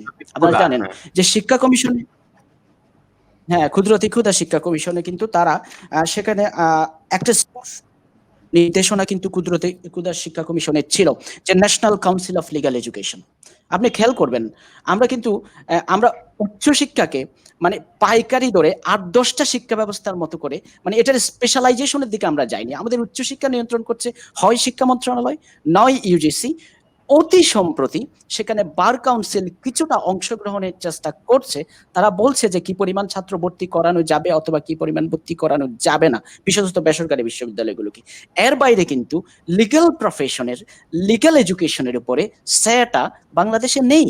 এবং বাংলাদেশে লিগ্যাল এডুকেশনের উপর সেটা রয়ে গেছে শিক্ষা মন্ত্রণালয়ে, যারা কোনো অবস্থাতেই আইন শিক্ষার উপরে স্পেশালাইজেশন ধারণ করেন বলে আমি বিশ্বাস করি না। সুতরাং প্যারাডাইম শিফটটা, সিস্টেমেটিক শিফটটা কিন্তু সরকার থেকে, নীতি নির্ধারণী মহল থেকে, জাতীয় সংসদ থেকে এবং বাংলাদেশের বিচার বিভাগের নেতৃস্থানীয় ব্যক্তিবর্গ এবং প্রতিষ্ঠানসমূহ, বার কাউন্সিল, সেটা আইন মন্ত্রণালয় এবং সুপ্রিম কোর্ট, তারা যদি সেখান থেকে উদ্যোগ নিতে না পারে বা সেভাবে এগিয়ে আসতে না পারে, এখনো পর্যন্ত আমি জানি যে 2000-এর পর থেকে বাংলাদেশের আইন এবং বিচার ব্যবস্থায় স্ট্যাটিউটরি বিভিন্ন রিফর্ম, ছোটখাটো রিফর্মের মাধ্যমে অল্টারনেটিভ ডিসপিউট রেজলিউশনকে আমরা এনকারেজ করছি, কিন্তু খেয়াল করবেন সেটাও কোর্ট সেন্ট্রিক, সেটাও কিন্তু আদালত কেন্দ্রিক, বিচারক কেন্দ্রিক। আমাদেরকে ওখান থেকে বেরিয়ে আসতে না পারলে আপনি এই যে আপনার আজকে যে সংগঠনটার পক্ষ হয়ে আপনি এই প্রোগ্রামটি করছেন, সেটি অনেকটা বেসরকারি উদ্যোগ ফ্লারিশ করবে যদি এটাকে আমি বেসরকারি প্রক্রিয়ায় অথবা বিচারক বহির্ভূত প্রক্রিয়ায়, মানে এটা হচ্ছে out of the court attempt, মানে বিচার আদালতেই যদি আমরা একটা সিস্টেম এস্টাবলিশ করতে না পারি, ল স্কুলগুলো কিন্তু ল ক্লিনিক সেই মুড কোর্ট মক ট্রায়ালে আটকে থাকবে, এডিআর মেডিয়েশনের দিকে যাবে না। আপনাকে ধন্যবাদ, আমার মনে হয় আমি আমার প্রশ্নটার উত্তর দিতে পেরেছি। অনেক লম্বা বলে ফেললাম, ধন্যবাদ ধৈর্য ধরার জন্য। না স্যার, আপনি খুব মূল্যবান কথা বলেছেন। আমরা আরেকটি প্রশ্ন নিয়ে নিব। আমাদের মাঝে আরেকটি প্রশ্ন এসেছে ইমরান শিকদার উনি প্রশ্ন করেছেন যে আসলে মেডিয়েটর বা আরবিট্রেটর গড়ে তোলার ক্ষেত্রে সরকারের কি ভূমিকা পালন করা উচিত। আচ্ছা, আমি প্রশ্নটা অ্যাড্রেস করব। জি স্যার। গুড। আমি প্রশ্নের উত্তর দিব, আমি প্রশ্নগুলোর প্রতিও খেয়াল রাখছি এবং আমি অডিয়েন্সকে থ্যাংক ইউ জানাচ্ছি যে তাদের আমরা কমেন্ট পাচ্ছি এবং প্রশ্নও পাচ্ছি। প্রশ্ন অনেক ক্ষেত্রে জানার জন্য উপলক্ষ তৈরি করে। এই যে সরকার করবে বা কোনো একটা কিছু সরকারি প্রতিষ্ঠান বার কাউন্সিল করে দিবে, একটু তাকিয়ে থাকা যে কখন আসবে, এই অ্যাপ্রোচটা থেকে আমি আপাতত মুক্ত থাকতে চাই। আপাতত ল স্কুলগুলো কি করতে পারে সেটা আমি একটা ল, আমাদের দেশে হয় কি যে ল খোলে, আমরা বলি যে জানিস অমুক জায়গায় ল খুলছে। এই যে ল খুলছে মানে এখানে ল স্কুল প্রতিষ্ঠিত হয় না, এখানে ল স্কুল খোলে। এই প্রবলেমটা শুরু হলো এখান থেকে। ঠিক আছে, তো এই প্রশ্ন অ্যাকসেপ্ট করে আমি আবারও বলি যে তারা তো করবেনই, কিন্তু আমরা চেষ্টা করব। আমরা তিনজনই এখানে একাডেমিক আছি, এহসান একটু আরো বেশি প্র্যাকটিস ওরিয়েন্টেড আছেন এবং জসিম এখন পাক্কা রিসার্চার। সুতরাং আমি মনে করি যে একাডেমিক পার্সপেক্টিভটাকে ফোকাসে রেখে আমরা কি করতে পারি সেটা আমরা আলোচনা এখানে করতে পারবো। এখন দেখুন, একটু আগে আমরা কথা বলছিলাম যে বাংলাদেশের ধারণাটি, বাংলাদেশে মানুষ সোজা করার তিনটা উপায়। একটা হচ্ছে একজনকে বিয়ে করাই দেবেন, আর একটা হচ্ছে মামলা ঠুকে দেবেন, হ্যাঁ, আর একটা হচ্ছে নির্বাচনে দাঁড় করাই দেবেন। ঠিক আছে, এই হলো তিনটা সোজা করার উপায়। তা মানুষজন এই যে মামলা ঠুকে দেওয়া এইটাকে সোজা করার উপায় মনে করে, এবং যারা লয়ার হয় তাদের একটা shortcut way become a legislator ইদানিং হয়ে গেছে, হয় ব্যারিস্টারি করা অথবা লয়ারিং করা। আপনি যদি বিরোধী দলে থাকেন এবং বার কাউন্সিলে যান, তাহলে আপনি যদি সরাসরি মানে দুদিন পরে রাজনীতিতে নাম লেখাতে পারেন তাড়াতাড়ি, আপনি একেবারে সাফল্যের 30 দিনে যেমন স্পোকেন কোর্স, সেরকম একটা অ্যাটিটিউড হয়ে গেছে। সুতরাং লয়ারিং মানে আউট অফ দি বক্স, মানে লিটিগেটিং লয়ারিং না। লয়ারিং এর কনসেপ্টটা হচ্ছে আপনার সোশ্যাল অ্যাডভোকেসি বা ধরেন developmental lawyering, what professor Mizan in Bangladesh is trying to champion. যে লয়ারিং মানে পলিটিক্যাল লয়ারিং, লয়ারিং মানে ডেভেলপমেন্টাল লয়ারিং, লয়ারিং মানে কমিউনিটি লয়ারিং, যে mobilise the people, stand beside them, empower them, then you raise your voice. This is also another form of lawyering. আপনারা আলাদা chamber best করছেন, তাই না? এই যে আলাদা একটা বিপুল কর্মক্ষেত্র তৈরি হয়েছে, এটাকে না ধারণ করবার মতন ক্ষমতা আমাদের ল স্কুলগুলো অর্জন করতে পারে না। সেজন্য আমি বলছি কি যে বার কাউন্সিল বা অন্যরা কি করলো সেটা না দেখে আমাদের ল স্কুলের যে কারিকুলাম আছে না, ওই জায়গাটাতে হাত দিতে হবে একেবারে। মানে আমি বলছি না যে প্রত্যেকটা ল স্কুলই একেবারে বাধ্যতামূলক ভাবে একটা কোর্স করবে, তা না। এখানে 3 ধরনের ল স্কুলের শিফট হতে পারে। লক্ষ্য করেন, একজন খুব মনীষী খুব চমৎকার ভাবে এটা বলেছেন, 3 ধরনের ল স্কুল আছে। একটা হচ্ছে আইল্যান্ড ল স্কুল, আর একটা হচ্ছে ভিটামিন ল স্কুল, আর একটা হচ্ছে সল্ট ল স্কুল, আর একটা হচ্ছে জার্ম ল স্কুল। তো আইল্যান্ড ল স্কুল কি? সেই ল স্কুলের ডিস্টিংটিভনেস হচ্ছে যে এই স্কুলে যত্ন সহকারে এডিআর পড়ানো হয়। তার মানে ওখান থেকে যারা সার্টিফিকেট নেবে, আগেই লোকজন জানবে যে এখান থেকে যারা বের হয় তারা ব্যারিস্টার খালিদ হামিদ চৌধুরীর চেম্বারে যাবে, বা তারা ব্যারিস্টার অমুকের কোম্পানিতে যাবে, তারা ওই কর্পোরেট নেগোসিয়েটিভ লয়ার হিসেবেই আবির্ভূত হবে। তারা সেটা প্রডিউস করুক, অসুবিধা নেই। তো জগন্নাথ লকে সেটা করতে হবে তার তো কোনো মানে নেই। সুতরাং আরেকটা আছে কি ভিটামিন। ভিটামিন মানে কি, হ্যাঁ আমরা খুব সাউন্ড একটা প্লেসে আছি, সেটা করে আমাদের উন্নতি হয়, আমরা আলাদা একটা কোর্স করেছি, এটা আমাদের জন্য আলাদাভাবে যত্ন নিই। আর একটা হচ্ছে সল্ট, মানে হলো কোন রকম আমি এই যে দিই, মানে সেটা পড়লে পড়ুক, না পড়লে না পড়ুক। আর শেষেরটা হচ্ছে জার্ম, মানে হচ্ছে এসানের মতন যারা টিচার আছেন তারা গোপনে আলাদাভাবে নিজ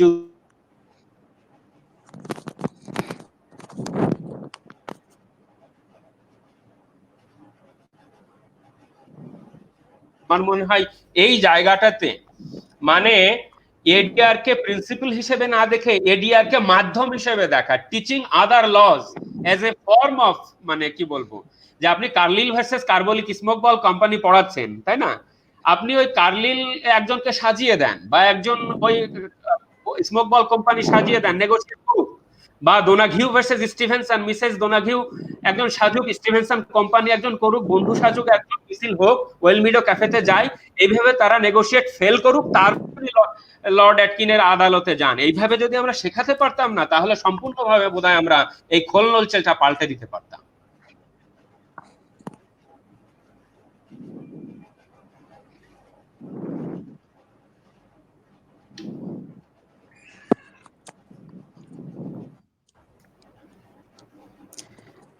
মাসুম ভাই, ব্যারিস্টার মেহনাজ কি অনেক কোন টেকনিক্যাল সমস্যা আছেন? আমাকে শোনা যাচ্ছে? হ্যাঁ, তোমাকে শুনতে পাচ্ছি।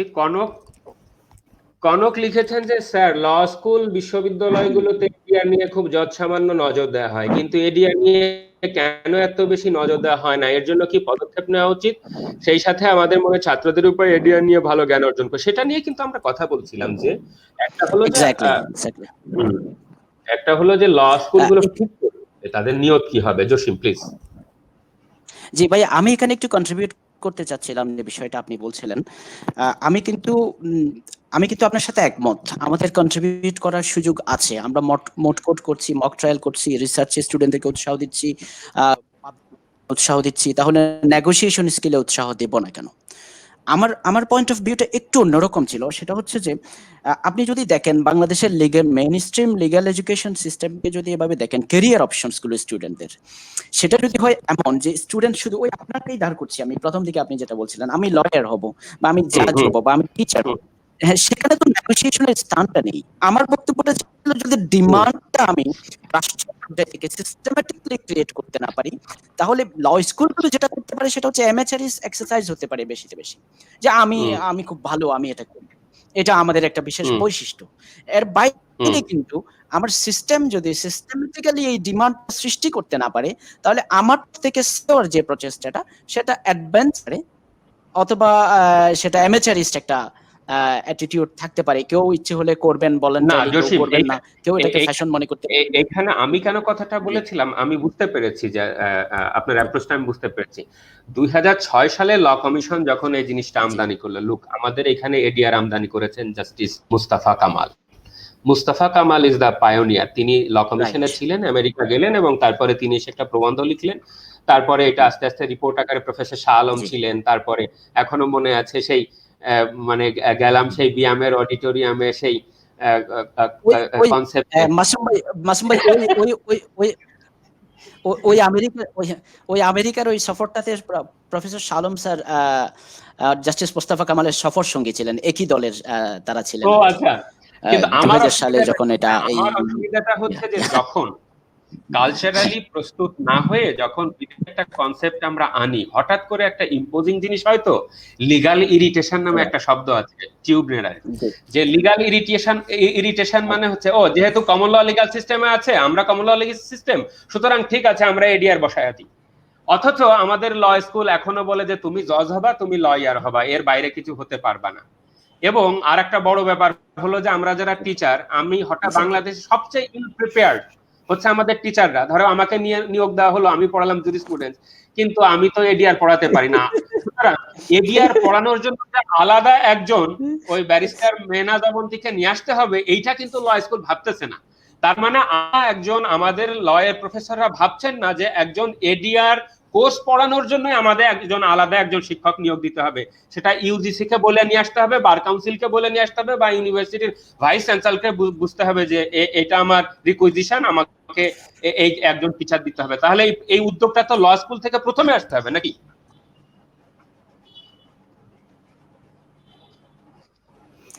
মাসুম ভাই, এই প্রশ্নটা তো আসলে ওভারঅল লিগ্যাল এডুকেশনের কালচারের প্রশ্ন। আপনি যদি দেখবেন যে আপনি সাংবিধানিক আইনের উপর পিএইচডি করে এসেছেন, আপনি কিন্তু বাংলাদেশে গিয়ে সিপিজি পড়াতে হবে আপনাকে। বিষয়টা ওখানে। ও আমি জানি যে আমাদের বাংলাদেশের ল যখন ডক্টরেট করে আসলো সে পিডিআর পড়াতে দিয়েছে ঢাকা ইউনিভার্সিটি। আর কি অপচয়। রাইট, এটাই হয়। সো ধন্যবাদ আপনাকে। প্লিজ অবন্তী। স্যার, এই পর্যায়ে আসলে প্রশ্নটি থাকছে, যেহেতু আমরা বিকল্প বিরোধ নিষ্পত্তির শিক্ষা প্রতিষ্ঠানে বিকল্প বিরোধ নিষ্পত্তি কোর্সটি নিয়ে কথা বলছিলাম, তো সেক্ষেত্রে আমার প্রশ্নটি থাকছে যে মাসুম বিল্লাহ স্যারের কাছে, যে আপনি কি মনে করেন যে প্রতিটি বিশ্ববিদ্যালয়ে বিকল্প বিরোধ নিষ্পত্তি বিষয়ে আসলে একটি মানে বিকল্পবিরোধ নিষ্পত্তি বিষয়টির জন্য একটি সমন্বিত কারিকুলাম বা পাঠ্যক্রম তৈরিটা কি এখন সময়ের দাবি? বাজলো কিরে সময়ের ঘড়ি, তাই না? এসো তবে আজ বিদ্রোহ করি। সময়ের দাবি তো অবশ্যই, এবং এই প্রয়োজনীয়তা যে আছে এটা আমাদের অস্বীকার করলে চলবে না। But at the same time আমি কিন্তু এডিআর অ্যাডভোকেসির পক্ষে, but at the same time আমি একটু সতর্কতার সাথে এডিআর ইন্ট্রোডিউস করার পক্ষে। আমার কথা হচ্ছে যে ল স্কুল গরিব, গরিব বলতে বোঝাচ্ছি যার নাই, এই আপনার ইনফ্রাস্ট্রাকচার নাই, আমাদের একটা মুড কোর্ট রুম নাই, ছাত্রদের নিরিবিলি বসার জায়গা নাই, আমি যে গ্রুপ ওয়ার্ক 100 জন ছাত্রকে গ্রুপ করব, ইনফ্রাস্ট্রাকচার নাই, এরকম অনেক সমস্যা আছে আমাদের। এখন তাহলে আমরা কি করতে পারি? আমরা হচ্ছে ফেজ বাই ফেজ বা নিড অ্যাসেসমেন্ট করে আলাদা আলাদা করে আমরা এটা নির্ধারণ করতে পারি যে কেমন করে কতটুকুন অংশ আমরা করাবো। তাহলে ল স্কুলগুলোর দায়িত্ব হবে তাদের ল স্কুলের গোলটা ঠিক করে সেই মোতাবেক তাদের কারিকুলামে ঠিক করা। সেটা আলাদা একটা কোর্স আকারে হতে পারে, সেটা টিচিং মেথডোলজি, আমি কন্ট্রাক্ট ল পড়াবো এডিআর অ্যাপ্লাই করে, হতে পারে না? এডিআর আমার কোর্স না আলাদা। আমি কমার্শিয়াল ল পড়াবো বা ট্রেড ল পড়াবো, অ্যাপ্রোচটা হবে হচ্ছে অ্যাপ্লাইং এডিআর মেথড, হতে পারে না? এরকম কিন্তু এটাকে কি বলবো, পেডাগজি। এটা এই উচ্চারণটা কিন্তু জসিম আমি খুব জানতাম না, আগে ভাবতাম যে পেডাগোগি হবে, তো ইদানিং কালে আমি এই উচ্চারণটা শিখেছি, পেডাগজি। এই যে পেডাগজি, অর্থাৎ একজন শিক্ষক যে কিভাবে কথা বলছেন, একজন ছাত্রের চোখাচোখি চেয়ে তাকে ইন্সপেক্ট করা, প্রত্যেকটা ছাত্রকে তার স্কিলটাকে নজর দেওয়া, সবকিছুকে আমি পেডাগজির মধ্যে আনতে চাচ্ছি। তাহলে এই পেডাগজিক্যাল বিষয়টা যদি আমি অ্যাড্রেস না করতে পারি তাহলে হবে না। এবং আমি এখানে গালান্টার নামে এক ভদ্রলোক আছে, তিনি বলছেন যে সমন্বিত কিভাবে। লুক, লিটিগেশন এবং এডিআর এর মধ্যে আমি মেনলি নেগোসিয়েশনকে গুরুত্ব দিচ্ছি। মানে যখন আমি নেগোসিয়েশন শব্দটা বলছি, আমি কিন্তু মিডিয়েশন, রিকনসিলিয়েশন অন্যকে আমি ফেলে দিচ্ছি না, আমি ওর মধ্যে আনতে চাচ্ছি। তো এই দুইটা শব্দকে একত্রিত করে তিনি মজার একটা নাম দিয়েছেন, তিনি দিয়েছেন লিটিগোসিয়েশন। লিটিগোসিয়েশন মানে নেগোসিয়েশন প্লাস লিটিগেশন মিলে হচ্ছে লিটিগোসিয়েশন। সুতরাং মাসুদ যে আছে তাকে কিন্তু হয়তো কোনো কোম্পানির পক্ষ হয়ে আবুধাবিতে যেতে হতে পারে, দিল্লিতে যেতে হতে পারে, বা কোনো কোম্পানির হয়ে একটা চুক্তি স্বাক্ষরে যেতে পারে, একটা ড্রাফটিং এর বিষয় হতে পারে। সবকিছুতেই কিন্তু একটা নেগোসিয়েশন হতে পারে, এমনকি ক্লায়েন্টের সাথেও কিন্তু একটা নেগোসিয়েশনের ব্যাপার আছে, তাই না? সুতরাং আমি মনে করি এই সমন্বিত উদ্যোগ নেবার ব্যাপার অবশ্যই আছে। এবং এইখানে বিভিন্ন থিওরি আছে, যেমন একটা থিওরি হচ্ছে এই একজন বিখ্যাত শিক্ষক পড়ান, এটার হলো সামুরাই গেম অ্যাপ্লাই করে, যে সামুরাই ফাইট, জাপানের যারা ফাইটার ওয়ারিয়র, হ্যাঁ, তারা কিভাবে ফাইট করে। এই বিখ্যাত যে অকিরা কুরাসাওয়া জাপানি চলচ্চিত্রকার, তার ছবির থিম অ্যাপ্লাই করে এই লিটিগেশন এবং নেগোসিয়েশন শিখায়, যে কেমন করে একজন লিটিগেটর লয়ারকে বাস্তব জীবনে ফেস করতে হয় এবং একজন নেগোসিয়েটরকে ফেস করতে হয়, সব বিষয়গুলোকে কিন্তু শেখানো যায়। সুতরাং আমি মনে করি যে এটা ল স্কুলগুলো ঠিক করুক যে তারা কোন লেভেলের একজন নেগোসিয়েটর বা লিটিগেটর বা লয়ার উৎপাদন করবে, তারা সেই ধরনের সার্টিফিকেটে সেই ধরনের রিকগনিশন পাবে, এবং জব মার্কেটেও তারা গিয়ে বলবে যে হ্যাঁ, আমি এইভাবে এটা কোর্স করেছি, সুতরাং আমাকে এই জবের জন্য বিবেচনা করা হোক। সিভিতে পারবে তারা যে this is the skill which I have learn through this course. বুঝাতে পারলাম? জি স্যার, ধন্যবাদ স্যার। এই পর্যায়ে আমরা চলে যাবো এহসান স্যারের কাছে। স্যার, বিকল্প বিরোধ নিষ্পত্তি বিষয়ে যে একটি সমন্বিত কারিকুলাম বা পাঠ্যক্রম তৈরির কথাটি আমরা বলছি, আসলে এই সমন্বিত কারিকুলাম বা পাঠ্যক্রম তৈরির ক্ষেত্রে কি কি প্রতিবন্ধকতাগুলো আসতে পারে বলে আপনি মনে করেন? ধন্যবাদ মেহনাজ। আসলে প্রতিবন্ধকতার বিষয়টি তো নাই, বরং এখন আমরা এই এডিআরটাকে পাঠ্যক্রমে অন্তর্ভুক্ত করার জন্য বরং বিভিন্ন জায়গা থেকে সুপারিশ পাচ্ছি।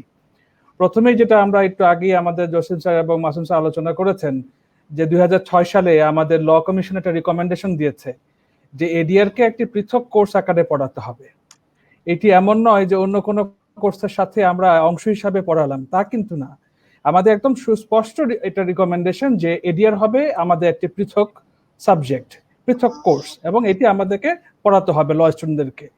দ্বিতীয়ত যে বিষয়টি, আমাদের যে বিশ্ববিদ্যালয় সমূহের নিয়ন্ত্রণকারী প্রতিষ্ঠান ইউজিসি, ইউনিভার্সিটি গ্র্যান্টস কমিশন, তাদেরও কিন্তু একটা গাইডলাইন রয়েছে যে আমাদের এলএলবি অনার্স এবং এলএলএম এর জন্য একটা স্ট্যান্ডার্ড সিলেবাস কেমন হবে এবং সেই সিলেবাসের মধ্যে কোন কোর্সগুলো থাকতে হবে।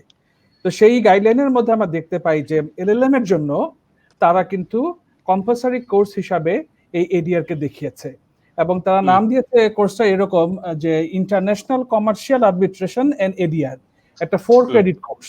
তাহলে পরে আমরা যদি আমরা ইউজিসি কে অনুসরণ করতে চাই এবং আমাদের যদি একটা স্ট্যান্ডার্ড কারিকুলাম তৈরি করতে চাই বা সিলেবাস প্রণয়ন করতে চাই, তাহলে কিন্তু অবশ্যই কি করতে হবে, আমাদেরকে এডিআর একটি পৃথক কোর্স হিসেবে অন্তর্ভুক্ত করতে হবে। এবং এটি আমাদের ইউজিসির ওয়েবসাইটে গেলে দেখতে পাবো আমরা 2018 সালে তারা এটা আপলোড করেছে যে বাংলাদেশের সকল সরকারি এবং বেসরকারি বিশ্ববিদ্যালয়ের জন্য এটি একটি স্ট্যান্ডার্ড গাইডলাইন, এটা আমাদের সবাইকে অনুসরণ করতে হবে। তৃতীয় যে বিষয়টি আমরা দেখেছি যে ল কমিশনের পরে আমাদেরকে ইউজিসি এটা বলেছে, এবং সর্বশেষ আমরা যদি বার কাউন্সিলের দিকে তাকাই, এখানে বার কাউন্সিলের কি ভূমিকা রয়েছে, আমাদের অবশ্যই এই সিলেবাসটি কেমন হবে এই বিষয়ে কিন্তু আমাদের legal practitioners and bar council order 1972 article 10 এর আইতে বলা হয়েছে যে this is the responsibility of the Bangladesh bar council to promote legal education and to lay down a standard to such education in consultation with the universities in Bangladesh. তাহলে পরে বিশ্ববিদ্যালয়ের সমূহের সাথে পরামর্শক্রমে আমাদের এই লিগ্যাল এডুকেশনকে কিভাবে ইমপ্রুভ করা যায়, প্রমোট করা যায়, তার দায়িত্ব কাউন্সিলের উপরে বর্তায়। এবং আমরা যদি এই আইনের আর্টিকেল 40 তে দেখি, আর্টিকেল 40 ক্লজ 3 তে বলছে যে the bar council shall frame a rule with approval of the government to monitor the standard of legal education and to be observed by the universities. এখন ইউনিভার্সিটি গুলো কি স্ট্যান্ডার্ডটাকে ফলো করছে কিনা তার জন্য কিন্তু আমাদের এই একই আর্টিকেল বার কাউন্সিলকে অথরাইজ করছে তারা কি করতে, they can conduct inspection to the universities for that purpose. তারা এটা ইন্সপেকশনও করতে পারবে। তাহলে পরে দায়িত্ব হচ্ছে বার কাউন্সিলের যে আমরা কি করছি কিনা, স্ট্যান্ডার্ড সিলেবাস প্রণয়ন করেছি কিনা, এবং একটা মডেল আমাদেরকে ইতিমধ্যে করে দিয়েছে ইউজিসি, সেই মডেলটিকে আমরা অনুসরণ করছি কিনা এবং সেই অনুযায়ী আমরা পাঠ্যক্রম তৈরি করেছি কিনা, ছেলে মেয়েদেরকে পড়াচ্ছি কিনা, এটা কিন্তু বার কাউন্সিল ইন্সপেকশন করবে। এবং যখন বার কাউন্সিল এই ব্যর্থতাটা দেখা দেয় তখন আমরা দেখি যে আমাদের সুপ্রিম কোর্ট এগিয়ে এসেছে, আমাদের এই লিগ্যাল এডুকেশন সিস্টেমের জন্য একটা যুগান্তকারী রায় দিয়েছে 2017 সালে, যেটা Bangladesh bar council versus AKM Fazlul Kamir, এই সিভিল অ্যাপিলেশন নাম্বার 235 অফ 2014। এখানে কিন্তু ক্লিয়ারলি বলে দিয়েছে যে অ্যাপিলেট ডিভিশন সুপ্রিম কোর্ট তাদের রেশিওতে বলে দিয়েছে যে the bar council shall prescribe guideline all universities and colleges teaching on law subject and conferring law degree to the student. It should compel them to follow the syllabus on subject to be taught. এবং আরো বলেছে the bar council shall publish a syllabus to be taught by the universities.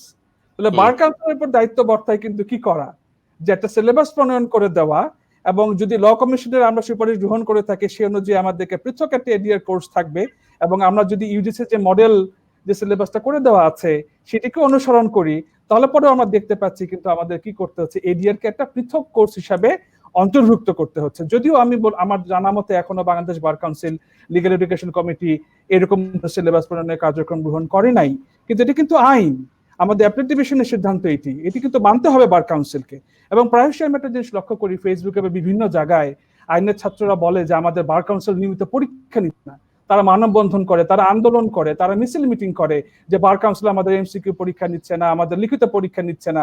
অথচ এই একই মামলায় supreme কোর্টের appellate division বলে দিয়েছে যে প্রতি বছর ন্যূনতম একটি করে কি করতে হবে, এনরোলমেন্ট এক্সামিনেশন কন্ডাক্ট করতে হবে এবং ওই বছরের ফলাফল প্রকাশ করতে হবে। তো বার কাউন্সিল যদি এটা একটা আইনগত বাধ্যবাধকতা, যেহেতু এটা বাংলাদেশের সর্বোচ্চ আদালতের সিদ্ধান্ত, তাহলে বার কাউন্সিল দুটো দায়িত্ব থেকে তারা বিরত থাকছে। প্রথমত তারা কোনো সিলেবাস প্রণয়ন করে নাই, দ্বিতীয়ত তারা যে এই এনরোলমেন্ট যে এক্সামিনেশন এটাও তারা রেগুলারলি কন্ডাক্ট করতে ব্যর্থ হয়েছে।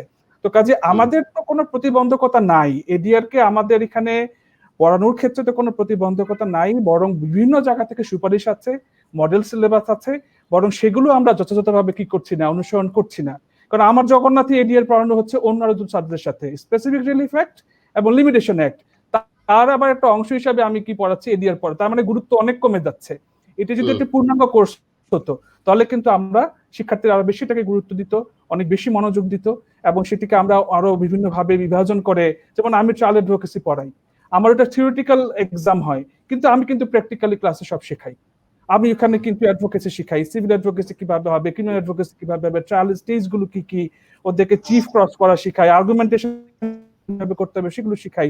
এবং এমন একটা হাইব্রিড কোর্স, ওটার মধ্যে ড্রাফটিং, তারপরে হচ্ছে ট্রায়াল অ্যাডভোকেসি, প্রফেশনাল এথিক্স, যেখানে কিন্তু ইংল্যান্ডে আমরা বার প্রফেশনাল কোর্স যখন করেছি 300 মার্কের কোর্স ছিল, প্রত্যেকটা কোর্স আলাদা আলাদা, ড্রাফটিং 100, ট্রায়াল অ্যাডভোকেসিতে 100 এবং প্রফেশনাল এথিক্সে 100।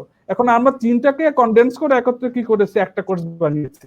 তো এটার উপযোগিতা অবশ্যই অনেক ক্ষেত্রে কমে গেছে, যেটি কিন্তু এদের ক্ষেত্রে হলো যে আমরা দেখলাম যে অন্য দুটো কোর্সের সঙ্গে পড়ানো হচ্ছে। কিন্তু আমার এখানে আমাদের যে বাধ্যবাধকতা, আমরা দেখতে পাচ্ছি যে এটা একটা এরিয়ার পৃথক কোর্স আকারে কি করতে হবে, আমাদের পড়াতে হবে। আমরা সেই ক্ষেত্রে মনে করি আমরা যেহেতু আমাদের বিশ্ববিদ্যালয়ের সুযোগ আছে, আমরা হয়তো পরবর্তীতে যখন কারিকুলামটাকে রিভাইজ করে মাসুম ভাইয়ের নেতৃত্বে আমরা কাজটি করছি, তো আমরা হয়তো পরবর্তীতে এটা কি করতে পারি, এডিআরকে একটি পূর্ণাঙ্গ কোর্স আকারে আমাদের অন্তত অনার্সে না হলেও মাস্টার্সে কি করতে পারি, আমরা অন্তর্ভুক্ত করতে পারি, সেই সুযোগটি আমাদের রয়েছে। ধন্যবাদ। আসলে এই পর্যায়ে বিকল্প বিরোধ নিষ্পত্তি একটি বাধ্যতামূলক কোর্স হিসেবে প্রতিষ্ঠা করার কথাই বারবার চলে এসেছে। তো এই সূত্র ধরেই আমি আসলে প্রশ্ন করতে যাচ্ছি জসিম আলী স্যারের কাছে, যে স্যার আসলে বাধ্যতামূলক কোর্স হিসেবে বিকল্প বিরোধ নিষ্পত্তিকে প্রতিষ্ঠা করার জন্য আসলে আমাদের কি পদক্ষেপ গ্রহণ প্রয়োজনীয়? আমি আসলে এক বৃত্তেই বারবার ঘুরপাক খাচ্ছি, কিন্তু ওখান থেকে ঘুরে ফিরে এই প্রশ্নটার উত্তরটা আমি দেওয়ার চেষ্টা করব। সেটি হচ্ছে ব্যারিস্টার এহসানুল যে বক্তব্যটি দিয়েছেন, এখানে আইনের একটা প্রশ্ন আছে যে বার কাউন্সিল তারা একটা সিলেবাস প্রেসক্রাইব করে দেবে এবং তারা বলছে যে বাধ্যতামূলক এটা পড়াতে হবে, অ্যাপিলেট ডিভিশনের একটা রায়ও আছে। আমি মানছি, কিন্তু বাংলাদেশে যেটা হয় আমাদের অ্যাপ্রোচটা হোলিস্টিক হয় না। কেন আমি আপনাকে বলছি যে বাংলাদেশের 4টা পাবলিক বিশ্ববিদ্যালয় ধরেন, চট্টগ্রাম বিশ্ববিদ্যালয়, ঢাকা বিশ্ববিদ্যালয়, রাজশাহী বিশ্ববিদ্যালয় এবং খুলনা বিশ্ববিদ্যালয় 1973 সালে আইনে প্রতিষ্ঠিত। এই 4টা বিশ্ববিদ্যালয় কিন্তু স্বায়ত্তশাসিত প্রতিষ্ঠান এবং তাদের সিলেবাস, তাদের কারিকুলাম এবং তাদের একাডেমিক ফ্রিডম, ওখানে আইনগতভাবেই বার কাউন্সিলের বা আইন মন্ত্রণালয়ের আসলে কতদূর কি বলার আছে বা জোর করার কতদূর ক্ষমতা আছে, সেই প্রশ্নটা কিন্তু 1973 সালের আইনের প্রেক্ষিতে কিন্তু এই বিশ্ববিদ্যালয়গুলো অন্তত তুলতে পারে। অন্যান্য পরবর্তীতে বিশ্ববিদ্যালয় যেগুলো হয়েছে তাদের স্বায়ত্তশাসন এবং স্বাধীনতার অবস্থান আইন দ্বারা নির্ধারিত। সুতরাং সেখানেও কিন্তু আইন আমাদের বার কাউন্সিল যদি এটা ফোর্স করতে চায় যে এটা বাধ্যতামূলক, এটা আপনাকে পড়াতে হবে, কারণ আদৌ নীতিগতভাবে বিশ্ববিদ্যালয়ে কি পড়ানো হবে সেটা বার কাউন্সিল বলে দিতে পারে কিনা, সেই প্রশ্নটা কিন্তু আমরা যারা বিশ্ববিদ্যালয়ে শিক্ষকতা করি আমাদের জন্য এটা গুরুত্বপূর্ণ প্রশ্ন। কিন্তু প্রশ্নটি হচ্ছে তাহলে কি বার কাউন্সিল বলবে না?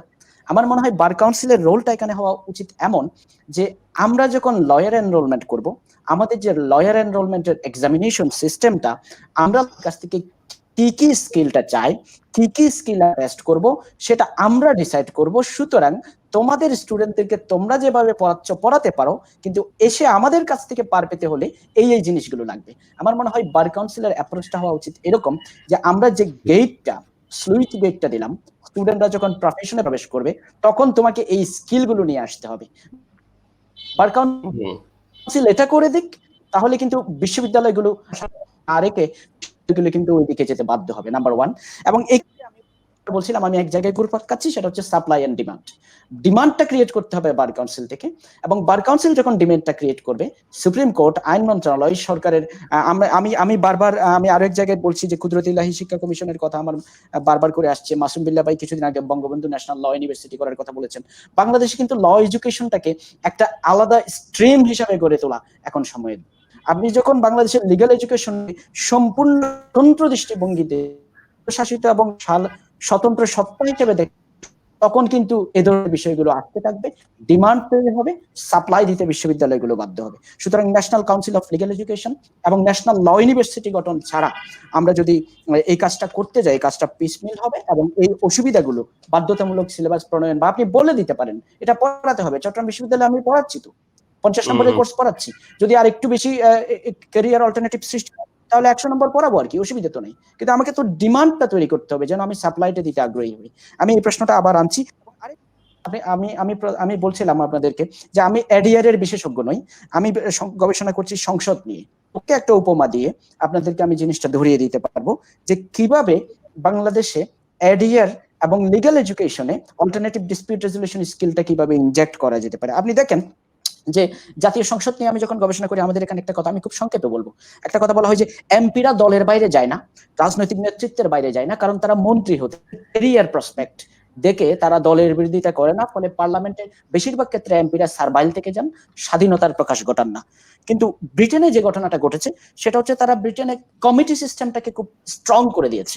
এখন এমপিরা দেখতে পেয়েছেন এমপি হওয়াটাই জীবনের সর্বোচ্চ লক্ষ্য নয়, বরঞ্চ অনেক অনেক সিলেক্ট কমিটি এবং পার্লামেন্টারি কমিটির চেয়ারম্যান আছেন যাদের প্রোফাইল এত হাই, যাদের পাবলিক পারসেপশন এবং প্রেজেন্স এত ইম্পর্টেন্ট, মানুষ যাদেরকে এত বেশি গুণে যে তারা কেউ এখন আর মন্ত্রী হতে চায় না, তারা বরঞ্চ সিলেক্ট কমিটিতে গিয়ে পার্লামেন্টারি জবাবদিহিতা নিশ্চিত করার জন্য একটা ভূমিকা রাখতে চাই। সো আমার মনে হয় সাপ্লাই এবং ডিমান্ডের কথাটা এই জন্য বলছি, আমাদের লয়াররা মনে করছেন যে আমি যদি অল্টারনেটিভ ডিসপিউটেশনে যাই আমার ইনকাম কমে যাবে। না, অল্টারনেটিভ ডিসপিউট রেজলিউশনে বেস্ট নেগোশিয়েটর, বেস্ট মেডিয়েটর এবং বেস্ট আরবিট্রেটর হতে পারলে আমার বরঞ্চ ইনকাম অন্যদিকে বেড়ে যাবে।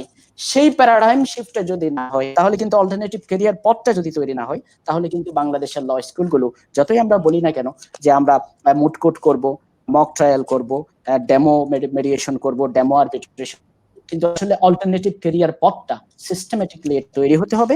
এবং এই বার কাউন্সিলকে আমি বিশ্বাস করি, বার কাউন্সিল, এটা অত্যন্ত দুঃখজনক, আমি জানি এখানে শত শত অডিয়েন্স আছেন, আমি জানি না আমি সেন্সিটিভ কথাবার্তা বলছি কিনা, এই কথাও সত্য যে বার কাউন্সিলের মান এবং বার কাউন্সিলের পেশাগত দায়বদ্ধতা এবং বাংলাদেশের আইন পেশার উন্নয়নের জন্য বার কাউন্সিলের কমিটমেন্টের সিনসিয়ারিটি নিয়ে কিন্তু আমাদের জনগণের ভিতরে প্রশ্ন আছে। এবং বার কাউন্সিলের যে সেই নেতৃত্বটি আমরা অতি রাজনীতিকীকরণ করে ফেলেছি কিনা, এবং সেখানে আইন প্রসার পেশাগত দক্ষতা এবং উৎকর্ষের দিকটার চেয়ে রাজনীতির দিকটা বেশি প্রাধান্য পাচ্ছেন কিনা, সে প্রশ্নটা যদি আলোচিত হয় তাহলে আমার মনে হয় বার কাউন্সিলেরও সংস্কারের দরকার পড়বে। ওখানে কেউ রাজনীতি বিমুক্ত করে পেশাগত দক্ষতা বিনির্মাণের দিকে যদি বার কাউন্সিল নজর দেয়, তাহলে বার কাউন্সিলের মরাল অথরিটিটা বাড়বে যে বিশ্ববিদ্যালয়গুলোকে বলা আমার দরকার, আপনার গ্রাজুয়েটদের কাছ থেকে আমি এটা চাই। এটা মোরাল অথরিটি ডেভেলপ করার একটা বিষয় আছে। শুধু উচ্চ আদালতের রায় দিয়ে এবং আইন দিয়ে যদি বলে দেন আপনি বাধ্যতামূলক বলছি না, আমার মনে হয় না বিশ্ববিদ্যালয়গুলো এই ধারণাটা মেনে নিতে বাধ্য, কারণ বিশ্ববিদ্যালয়ের স্বাধীনতা এবং স্বায়ত্তশাসন গণতন্ত্রের একটা অন্যতম রক্ষা কবচ বলেই আমরা বিবেচনা করি। ধন্যবাদ। আমি একটু অ্যাড করতে চাই জসিম স্যারের সাথে। স্যার যে বিষয়টা বলেছে, বিশ্ববিদ্যালয়ের স্বায়ত্তশাসনের কথাটি বলেছে, এখানে স্যার আসলে কিন্তু সুপ্রিম কোর্ট এই কথাটা বলে দিয়েছে যে বার কাউন্সিল যে সিলেবাস প্রণয়ন করবে in consultation with the universities, বিশ্ববিদ্যালয়ের সমূহের সাথে পরামর্শক্রমে তারা কি করবে, এই সিলেবাসটি প্রণয়ন করবে। কাজেই সেক্ষেত্রে কিন্তু আসলে বিশ্ববিদ্যালয়ের মতামতের সাপেক্ষেই কি করছে তারা সিলেবাস প্রণয়ন করছে, তারা এমন কিছু করবে না যে চাপিয়ে দেওয়ার বিষয়টা যেটি বলছেন স্যার, চাপিয়ে দেওয়ার সুযোগ নাই এখানে, বরং বিশ্ববিদ্যালয় সমূহের সাথে পরামর্শ করে তারা কি করবে, সর্বসম্মতক্রমে একটা সিলেবাস তৈরি করবে, একটা ইউনিফর্ম সিলেবাস তৈরি করবে। আর যদি ইউনিফর্ম সিলেবাসের মধ্যে কি করা হয়, এডিএটাকে একটা পূর্ণাঙ্গ কোর্স আকারে অন্তর্ভুক্ত করা হয়, তাহলে পরে আর এই প্রশ্নটি থাকলো না যে এটি বেসরকারি কোনো বিশ্ববিদ্যালয়ে পড়ানো হয়, যেমন সরকারি বিশ্ববিদ্যালয়ে কোনোটাতে পড়ানো হয় অন্যটাতে পড়ানো হয় না, এমনটা তখন থাকবে না। তখন ইউনিফর্ম সিলেবাস সবাই সেটিকে তখন স্বাচ্ছন্দ্যেই মেনে নিবে, যেহেতু তাদের মতামতের ভিত্তিতেই কি করা হয়েছে, সিলেবাসটি প্রণীত হয়েছে। ধন্যবাদ স্যার। ধন্যবাদ। আমরা আশা করব যে ইউজিসি এবং বার কাউন্সিল আসলে এই বিষয়ে পদক্ষেপ গ্রহণ করবে, এডিআর কে বাধ্যতামূলক কোর্স হিসেবে ইনক্লুড করার জন্য এবং সেই সাথে একটি সমন্বিত কারিকুলাম তৈরি করার ক্ষেত্রে। এই পর্যায়ে আমরা আসলে একটি গুরুত্বপূর্ণ বিষয় নিয়ে আলোচনা করব। বাংলাদেশের বর্তমান প্রেক্ষাপটে আমরা দেখতে পাচ্ছি যে দেশের বিভিন্ন বিশ্ববিদ্যালয় থেকে প্রতি বছর হাজার হাজার ল গ্রাজুয়েট কিন্তু বের হচ্ছে। এই সকল গ্রাজুয়েটদের মূল লক্ষ্যই থাকছে জুডিশিয়ারি কিংবা বার কাউন্সিল, যেখানে জুডিশিয়ারিতে প্রতি বছর 100 থেকে 150 জন নিয়োগ পাচ্ছে। অপরদিকে বার কাউন্সিলে নিয়মিত পরীক্ষা হচ্ছে না এবং দেখা যাচ্ছে যে এক একটা পরীক্ষা হতে 2 থেকে 3 বছর সময় লাগছে এবং সেখানেও পাশের হার খুবই কম। ফলে অসংখ্য আইনের ছাত্র কিন্তু বেকারত্বের একটা হতাশায় ভুগছে। এই প্রেক্ষিতে আমি প্রশ্ন করবো মাসুম বিল্লাহ স্যারের কাছে, sir ADR as a career option অর্থাৎ বিকল্প বিরোধ নিষ্পত্তি যে একটি পেশা হতে পারে, যেমন ছাত্র নিজেদেরকে আরবিট্রেটর, মেডিয়েটর, অ্যাডজুডিকেটর, নেগোসিয়েটর হিসেবে নিজেদেরকে প্রতিষ্ঠিত করতে পারে, এমন ধারণাটি তাদের মাঝে ডেভেলপ করার জন্য আমাদের আসলে কি করণীয়?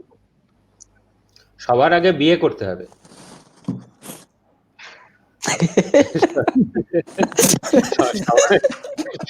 সবার আগে বিয়ে করতে হবে, তাহলে নেগোশিয়েট করা কাকে কয় তা সবাই বুঝতে পারবে।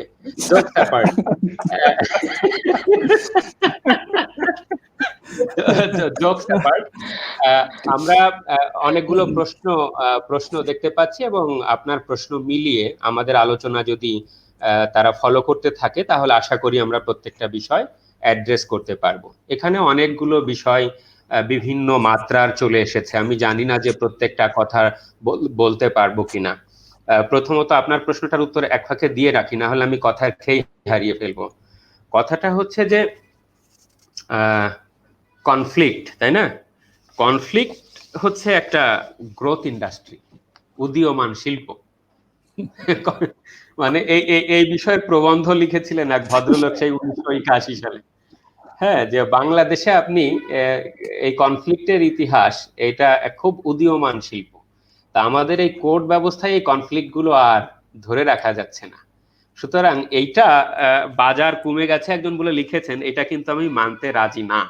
সুতরাং এইটা কিন্তু conflict resolution is a growth industry হয়ে গেছে।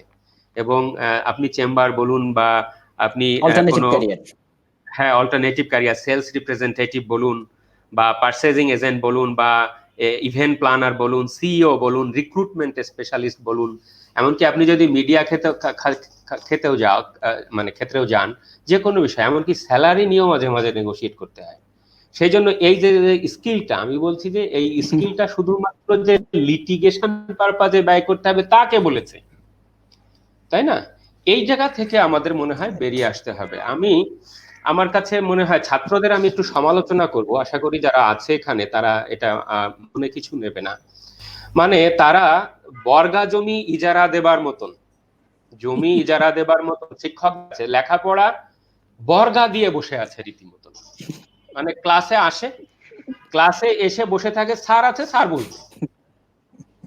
এই মানে এই যে বর্গা দেওয়ার যে মানে একটা অ্যাটিটিউড, মানে টিচার ইজ দ্য লগিভার, এবং a teacher in the class is unchallengeable god. যে স্যার আছে, আর কোনো চিন্তা নাই, স্যার আমরা এখানে বসে আছি। অর্থাৎ তারা অ্যাক্টিভ, মানে সকর্মক একটা এই অ্যাটিটিউড থেকে এই ছাত্ররা যদি বেরিয়ে না আসতে পারে এবং নিজেদেরকে খোলস মুক্ত না করতে পারে, আমার মনে হয় যে, আমি দোষ দিচ্ছি না, আমি বলছি যে অন্যান্য সবগুলো কিন্তু রেসপন্সিবল, কিন্তু পাশাপাশি আমরা মনে হয় এখান থেকে আগল আনার জন্য আমাদের রোলটা বেশি অ্যাসার্টিভ করা দরকার। সুতরাং জজ না হলে যে আমার জীবন মরে যাবে, আর মানে ব্যারিস্টার না হতে পারলে আমি শেষ হয়ে যাব, ওরে গেলাম রে দোস্ত, আমি শেষ না শেষ, এই অ্যাটিটিউড থেকে আমার মনে হয় বেরিয়ে আসতে হবে। এবং মানে আমি এরকম বলি যে ল পড়ে কি না হওয়া যায়, মানে কি হওয়া যায় না, মানে টেল মি ওয়ান নেম, এটা।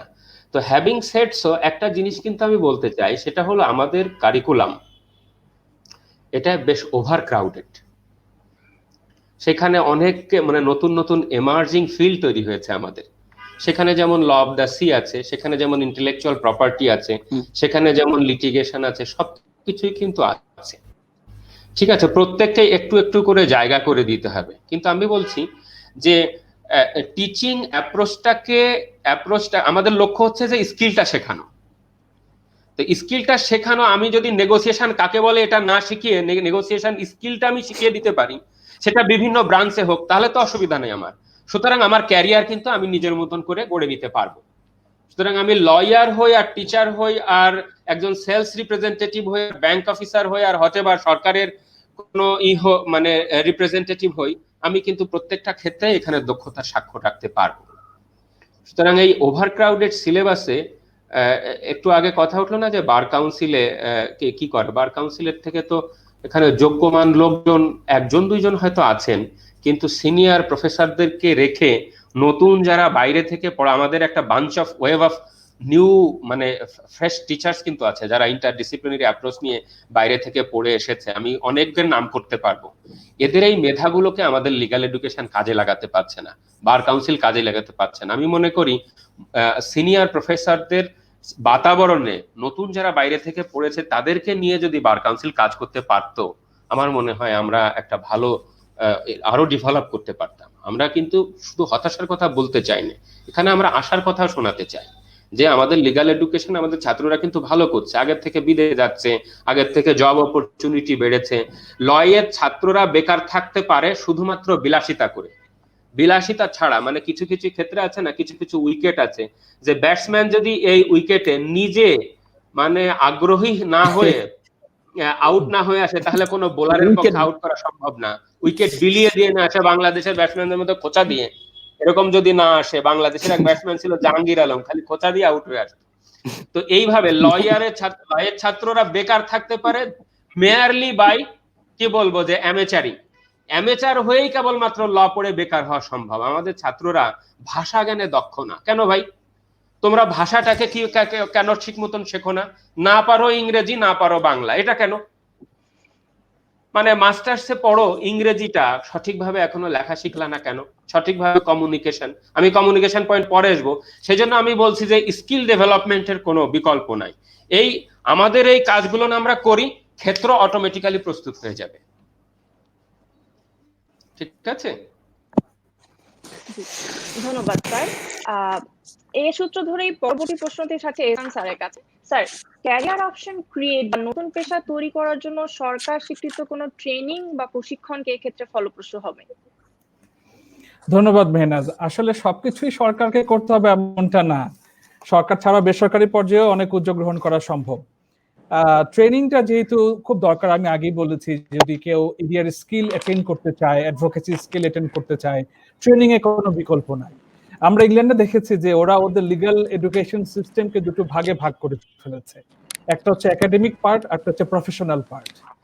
যদি কেউ এলএলবি অনার্স করে তারপরে সে ঠিক করবে সে কি ব্যারিস্টার হবে নাকি সলিসিটর হবে। যদি সে ব্যারিস্টার হতে চায় তাহলে বার প্রফেশনাল ট্রেনিং কোর্স করবে, আর যদি সে সলিসিটর হতে চায় তাহলে লিগ্যাল প্রফেশনাল কোর্স করবে। তাহলে পরে দেখা যাচ্ছে যে এই এলপিসি যারা করে তারা শুধু ক্লায়েন্ট ডিলিং করে, ক্লায়েন্টকে হ্যান্ডলিং করে, ক্লায়েন্টের ডকুমেন্টস গুলো মার্শালিং করে। অন দি আদার হ্যান্ড যারা ব্যারিস্টার তারা কিন্তু কি করছে, ওরা শুধুমাত্র কোর্টে গিয়ে লিটিগেশন গুলো করছে। এবং একই সাথে আমরা দেখতে পাচ্ছি যে তারা কি করেছে, আরো কিছু এই এডিআর ওডিআর এর মতন কিছু অর্গানাইজেশন রয়েছে যারা কিন্তু এই কোয়ালিফাইড আরবিট্রেটর তৈরি করছে, মেডিয়েটর তৈরি করছে, নেগোসিয়েটর তৈরি করছে। এবং ওদের প্রত্যেকটা আইনে, যেটা একটু আগে আমাদের জসিম আলী স্যার বলেছে যে প্রোটোকলের কথা বলেছে, যেটা আমাদের করতেই হবে, যেটা আমরা এখন আমাদের সিপিসিতেই করেছি, আমাদের সেকশন 89A এবং 89C দুটি কিন্তু কম্পালসারি। 2003-এ যখন এই আইন দুটো করা হয় তখন কিন্তু এটা কম্পালসারি ছিল না। 2012 সালে অ্যামেন্ডমেন্ট করে কি করা হয়েছে, এটাকে কম্পালসারি করা হয়েছে। সো আমরা এখন কিন্তু এই এডিআর বা এটা করতে বাধ্য। তো আমি যেটা বলেছি, ট্রেনিং এর ক্ষেত্রে সরকারি পর্যায়ে আমার জানা মতে কেউ এডিআর বা নিয়ে ট্রেনিং করায় কিনা আমার জানা নাই, কিন্তু আমরা যেটা করতে পারি, আমাদের এই আইন শিক্ষা প্রতিষ্ঠানগুলোতেই কিন্তু ট্রেনিং এর ব্যবস্থা করা সম্ভব যদি শিক্ষার্থীরা আগ্রহী হয়ে থাকে। আমি আগেই ল ক্লিনিকের কথা বলেছি যে ল ক্লিনিকের অন্যতম উদ্দেশ্যই হবে কিন্তু এই এডিআর অ্যাডভোকেসি কিভাবে গড়ে তোলা যায় এবং সেক্ষেত্রে শিক্ষার্থীদেরকে কিভাবে আরো বেশি মাত্রায় প্রশিক্ষিত করা যায়, সেটি হবে আমাদের এই ক্লিনিক সমূহের একটি অন্যতম উদ্দেশ্য। এবং একই সাথে আমরা যেটা করতে পারি, বার কাউন্সিলের মাধ্যমে করতে পারি। বার কাউন্সিলের এডুকেশন এবং ট্রেনিং ইনস্টিটিউটের নামে কি করতে আমাদেরকে বিবিসি করিয়েছে, বার ভোকেশনাল কোর্স করিয়েছে, সেখানে কিন্তু আমরা এডিআর এর প্রশিক্ষণ পেয়েছি, আমরা ট্রায়াল অ্যাডভোকেসির প্রশিক্ষণ পেয়েছি। যদিও এলএটির এই প্রোগ্রামটি এখন আর কার্যকর নাই, একটা সময় ছিল যেটি করতেই হবে এবং এটি করলে পরেই সে কি করতে পারবে, এই অ্যাডভোকেট হওয়ার জন্য ভাইবা পরীক্ষায় বসতে পারবে। সো আমরা এই লিখিত পরীক্ষা পাশ করার পরে কিন্তু আমরা লেটিতে গিয়ে বিবিসি করতে হয়েছিল আমাদেরকে, তারপরে আমরা কি করেছি, ভাইবা পরীক্ষা দিয়ে অ্যাডভোকেট হয়েছি। সো সেটি সুযোগটি এখন নাই, কিন্তু আমার মনে হয় যে আমাদের বেসরকারি পর্যায়ে অনেকেই কি করছে, এই এডিআর কে ট্রেনিং করার জন্য বা এই সুযোগ সৃষ্টি করার জন্য কাজ করে যাচ্ছে। এর মধ্যে অন্যতম হচ্ছে আমাদের মাদারীপুর লিগাল এড অ্যাসোসিয়েশন। এরা কিন্তু প্রতিনিয়তই মিডিয়েশন এবং নেগোসিয়েশন নিয়ে কাজ করছে এবং 1978 সাল থেকে তারা কাজ করে আসছে। পাশাপাশি আমরা কিন্তু ব্লাস্টকে দেখছি, ব্লাস্টেরও কিন্তু এই বিষয়ে খুব উল্লেখযোগ্য অবদান রয়েছে, আইন ও সালিশ কেন্দ্র রয়েছে। এবং আমি আগেই বলেছি যে বাংলাদেশ ইন্টারন্যাশনাল আরবিট্রেশন বা বিয়াক রয়েছে, তারাও কিছু ট্রেনিং অফার করে। যদি সেটি বোধহয় শিক্ষার্থীদের জন্য খুব বেশি সাশ্রয়ী হবে না, কারণ তারা আমি দেখেছি বেশ ভালো টাকার বিনিময়ে কি করে থাকে, ট্রেনিং গুলো করিয়ে থাকে। আমার মনে হয় ট্রেনিং করাতে হবে, তাদেরকে দক্ষ করে তুলতে হবে, সেই ক্ষেত্রে আমাদেরকে সুযোগ সৃষ্টি করতে হবে এবং তাদেরকে সেই জন্য আমাদেরকে প্রয়োজনে স্কলারশিপ দিতে হবে। তাহলে পরে শিক্ষার্থীরা আগ্রহী হবে এটি করার জন্য, যে আমি একটা এক্সপার্টাইজ ডেভেলপ করলাম এবং আমি এখানে স্কলারশিপ পেলাম এবং আমাকে একটা ভালো একটা কাজের ক্ষেত্র সৃষ্টি হবে। কারণ আমরা জানি যে 2001 সালে যে আরবিট্রেশন অ্যাক্ট হয়েছে, কমার্শিয়াল আরবিট্রেশনের কথা বলা হয়েছে। এখন তো আমাদের হাইকোর্টে একটা আলাদা বেঞ্চই আছে আরবিট্রেশনের পরে, আমাদের একজন ব্যারিস্টার সাহেব জাজ, উনি কিন্তু এখন ওই বেঞ্চটাকে লিড করেন। তো কাজেই যদি তাই হয়ে থাকে, আরবিট্রেটরদের তো একটা গুরুত্বপূর্ণ ভূমিকা আছে।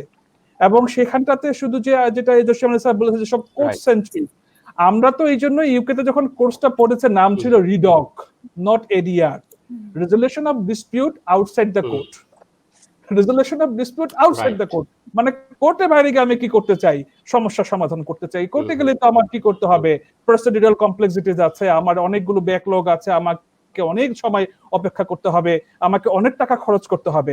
সো আমি কি চাই, কুইক রেমেডি চাই এবং চিপ রেমেডি চাই। এবং আমি এই ক্ষেত্রে একটা কথা বলতে চাই, যেহেতু খুব প্রাসঙ্গিক, লর্ড উলফ, আমরা জানি যে লর্ড উলফের বেশ কিছু কি রয়েছে সুপারিশ, যার ভিত্তিতে আমরা কিন্তু ইংল্যান্ডের এই সিভিল লিটিগেশন সিস্টেম অনেক পরিবর্তন এসেছে। উনি বলেছেন যে justice is fair when it is just in its outcome and deal with reasonable speed. কত দ্রুত, রিজনেবল স্পিডটা কিন্তু আমাদের খুব দরকার। আমরা এই যে একটা মামলা বছরের পর বছর, 20 বছর, 25 বছর, 30 বছর ধরে চলছে, কোনো সুরাহা হচ্ছে না, এতে করে কিন্তু লিটিগেন্টরা কোর্ট সিস্টেম, জুডিশিয়াল সিস্টেমের উপরে, পুরো লিগ্যাল প্রফেশনের প্রতি কিন্তু কি রিসেন্টমেন্ট রয়েছে, গ্রিভেন্সেস রয়েছে, যে আমরা কোনো প্রতিকার পাচ্ছি না, আমরা কোনো প্রতিকার পাচ্ছি না। সেক্ষেত্রে কিন্তু তারা একটা রিজনেবল স্পিডে বা রিজনেবল টাইম স্প্যানের মধ্যে কি করা সম্ভব, এডিআর এর মাধ্যমে কিন্তু প্রতিকার দেওয়া সম্ভব। এতে করে আমাদের অনেক ডিসপিউট কমে আসবে, যেটা কিনা মূল উদ্দেশ্য, যেটা আমাদের বরাবরই সমালোচনা আছে। প্রফেসর মাধব মেনন বলেছে যে আমাদের অ্যাডভার্সারিয়াল সিস্টেমের অনেক সমস্যা রয়েছে, অ্যাডভার্সারিয়াল সিস্টেমে অনেক সমস্যা রয়েছে এবং এটা কোনোভাবে অস্বীকার করার সুযোগ নাই। তো উনি যেটা বলেছিল 2006 সালে এই ক্লিয়াতে, Commonwealth Legal Education Association regional কনফারেন্সে, যে আমাদের কি করা দরকার, ইনকুইজিটরিয়াল সিস্টেমের কিছু ফিচারকে আমাদের এখানে অ্যাডপ্ট করা দরকার, তাহলে পরে আমরা কি করতে পারবো, স্পিডি করতে পারবো। আমার মনে হয় ইনকুইজিটরিয়াল সিস্টেমের কিছু বিষয় আনতে পারি, পাশাপাশি যদি এডিআর কে আমরা কার্যকর করতে পারি, ইফেক্টিভ করতে পারি, তাহলে কিন্তু আমাদের পক্ষে কি করা সম্ভব। আমাদের এই সমস্ত যে ব্যাকলগ গুলো রয়েছে, মামলা জট রয়েছে, আমাদের জামিলা চৌধুরী ঢাকা ইউনিভার্সিটির, উনি একটা স্ট্যাটিস্টিক্স দিয়েছে 2015 সালে আমাদের সুপ্রিম কোর্টে প্রায় 85,000 মামলা পেন্ডিং, 85,000, তার মধ্যে সুপ্রিম কোর্ট মাত্র ডিসপোজ অফ করেছে 3,000 কেসেস। 85,000 থেকে 3,000 মাত্র ডিসপোজ অফ করেছে, বাকি 82,000 কি পেন্ডিং রয়েছে। তো আমরা যদি এই একটা সামান্য পরিসংখ্যান থেকে বুঝতে পারি যে আমাদের মামলা জট কিরকম, শুধু যে বিচারক নিয়োগ দিলেই হবে, কোর্টের সংখ্যা বাড়ালেই হবে তা কিন্তু না। এর জন্য ওই যে আমাদের ডেভেলপমেন্ট, একটা কালচার তৈরি করতে হবে। যদি আমরা ছেলে মেয়েদেরকে এই এডুকেশনাল লেভেলে আমরা শিখিয়ে দিতে পারি যে হ্যাঁ এডিআরটা খুব ইফেক্টিভ, এটা আমাদের জন্য কি কার্যকরী, এটা আমাদের লিগ্যাল সিস্টেমের জন্য ভালো, তাহলে কিন্তু তারা আগ্রহী হবে, তারা কিন্তু মোটিভেটেড হবে, তারা প্রফেশনাল লাইফে লিটিগেশনের পাশাপাশি এডিআর কেও একটা সুযোগ দিবে। অন্যথায় তারা ডিসকারেজ করবে ক্লায়েন্টকে, দরকার নাই এডিআর এ যাওয়ার, আপনি লিটিগেশন মামলা করেন, মামলা করলেই তো আপনার বেশি লাভ, ওরা এটা বোঝানোর চেষ্টা করবে। তো কাজে আমার মনে হয় যে আমাদের এই পুরো ব্যবস্থাতে শুধু সরকারের ভূমিকা না, এর পাশাপাশি বেসরকারি যে সমস্ত এনজিও গুলো রয়েছে যারা আমাদের এখানে কাজ করছে, তাদের সাথেও আমরা কি করতে পারি, কোঅপারেশন করতে পারি, মেমোরেন্ডাম করতে পারি, এবং আমাদের ছেলেপেলেদেরকে ওখানে কি করতে পারি, ইন্টার্নি করার সুযোগ করে দিতে পারি, ইন্টার্নশিপ দিতে পারি, করতে পারি, এবং তারা সেখান থেকে ট্রেন আপ হয়ে আসতে পারে। যেহেতু আমাদের কিছু শর্টকামিংস আছে, আমাদের যেহেতু এখনো অবকাঠামোগত ইনফ্রাস্ট্রাকচার অনেক কি রয়েছে, ডেফিসিয়েন্সি রয়েছে, সেগুলো হয়তো আমাদের এই এনজিও গুলো কি করতে পারে, আমাদের স্টুডেন্টদেরকে তারা সুযোগ সৃষ্টি করে দিতে পারে। ধন্যবাদ। ধন্যবাদ। আচ্ছা, আমাদের মাঝে অনেকগুলো প্রশ্ন এসেছে, তো একটা প্রশ্ন করেছেন সুস্মিতা বণিক, বিকল্প বিরোধ নিষ্পত্তির ক্ষেত্রে একজন বিচারকের ভূমিকা কতটুকু? প্রশ্নটা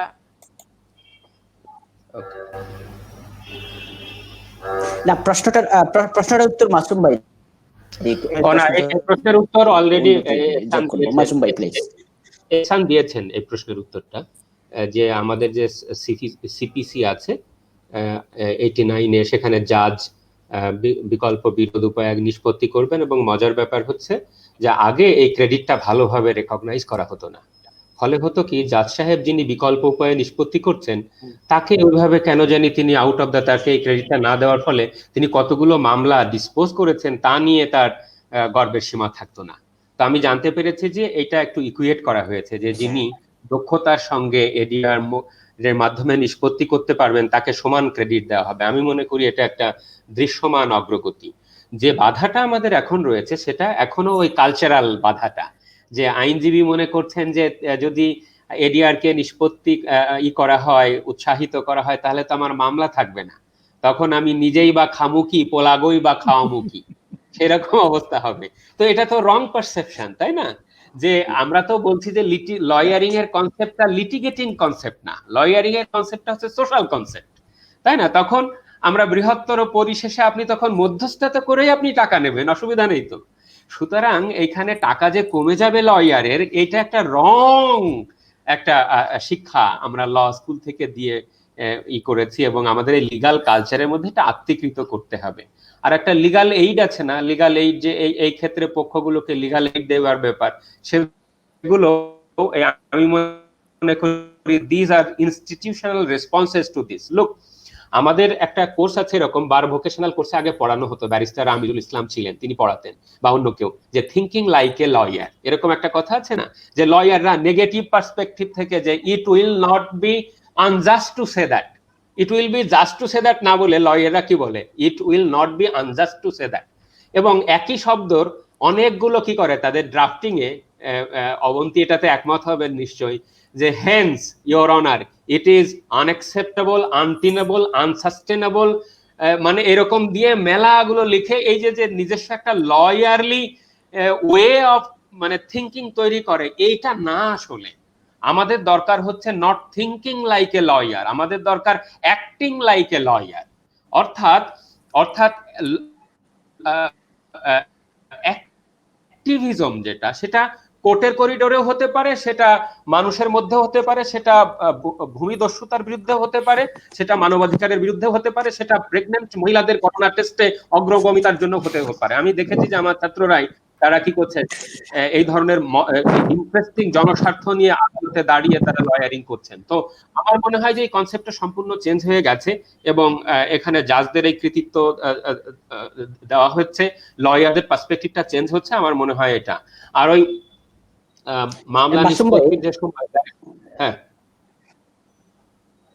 মাসুম ভাই, আপনাকে থামিয়ে দিচ্ছি একটু যোগ করার জন্য। আসলে আমার মনে হয় আমরা যখন লয়ারদের এই প্রফেশনাল কমিটমেন্টের কথাটা প্রশ্নটা তুলছি, যে লয়াররা মনে করছেন যে আমি ইনকাম কমে যাবে, এই ধারণাটা যে পাল্টে যাচ্ছে, আমার মনে হয় পাল্টে যাওয়ার গতিটা আমরা আরো দ্রুত করতে পারি, পাল্টে যাওয়াটা আরো একটু বেশি ফোর্সফুল করতে পারি যদি এমনটা হতো যে বাংলাদেশের লয়ারদের যে প্রফেশনাল অ্যাকাউন্টেবিলিটি, যে একজন ক্লায়েন্টের জন্য বেস্ট পসিবল এবং মোস্ট এফিকেশিয়াস এবং মোস্ট স্পিডি আউটকাম এনে দিতে লয়ারের যে সৎপরতা হবে, এবং সেটা লয়ারের ডিউ ডিলিজেন্সের, লয়ারকে যে প্রফেশনাল নেগলিজেন্স এবং প্রফেশনাল ব্রিচ অফ প্রফেশনাল ডিউটির জন্য যে একটু কোথাও রেসপন্সিবল করব, এই একটা সিস্টেম যদি থাকতো, আমার মনে হয় লয়াররা মানে এই, কারণ আপনি একটা কথা বলছেন যে বছরের পর বছর মামলা জুড়লে লয়ারের কি আসে যায়, লয়ারের লাভ,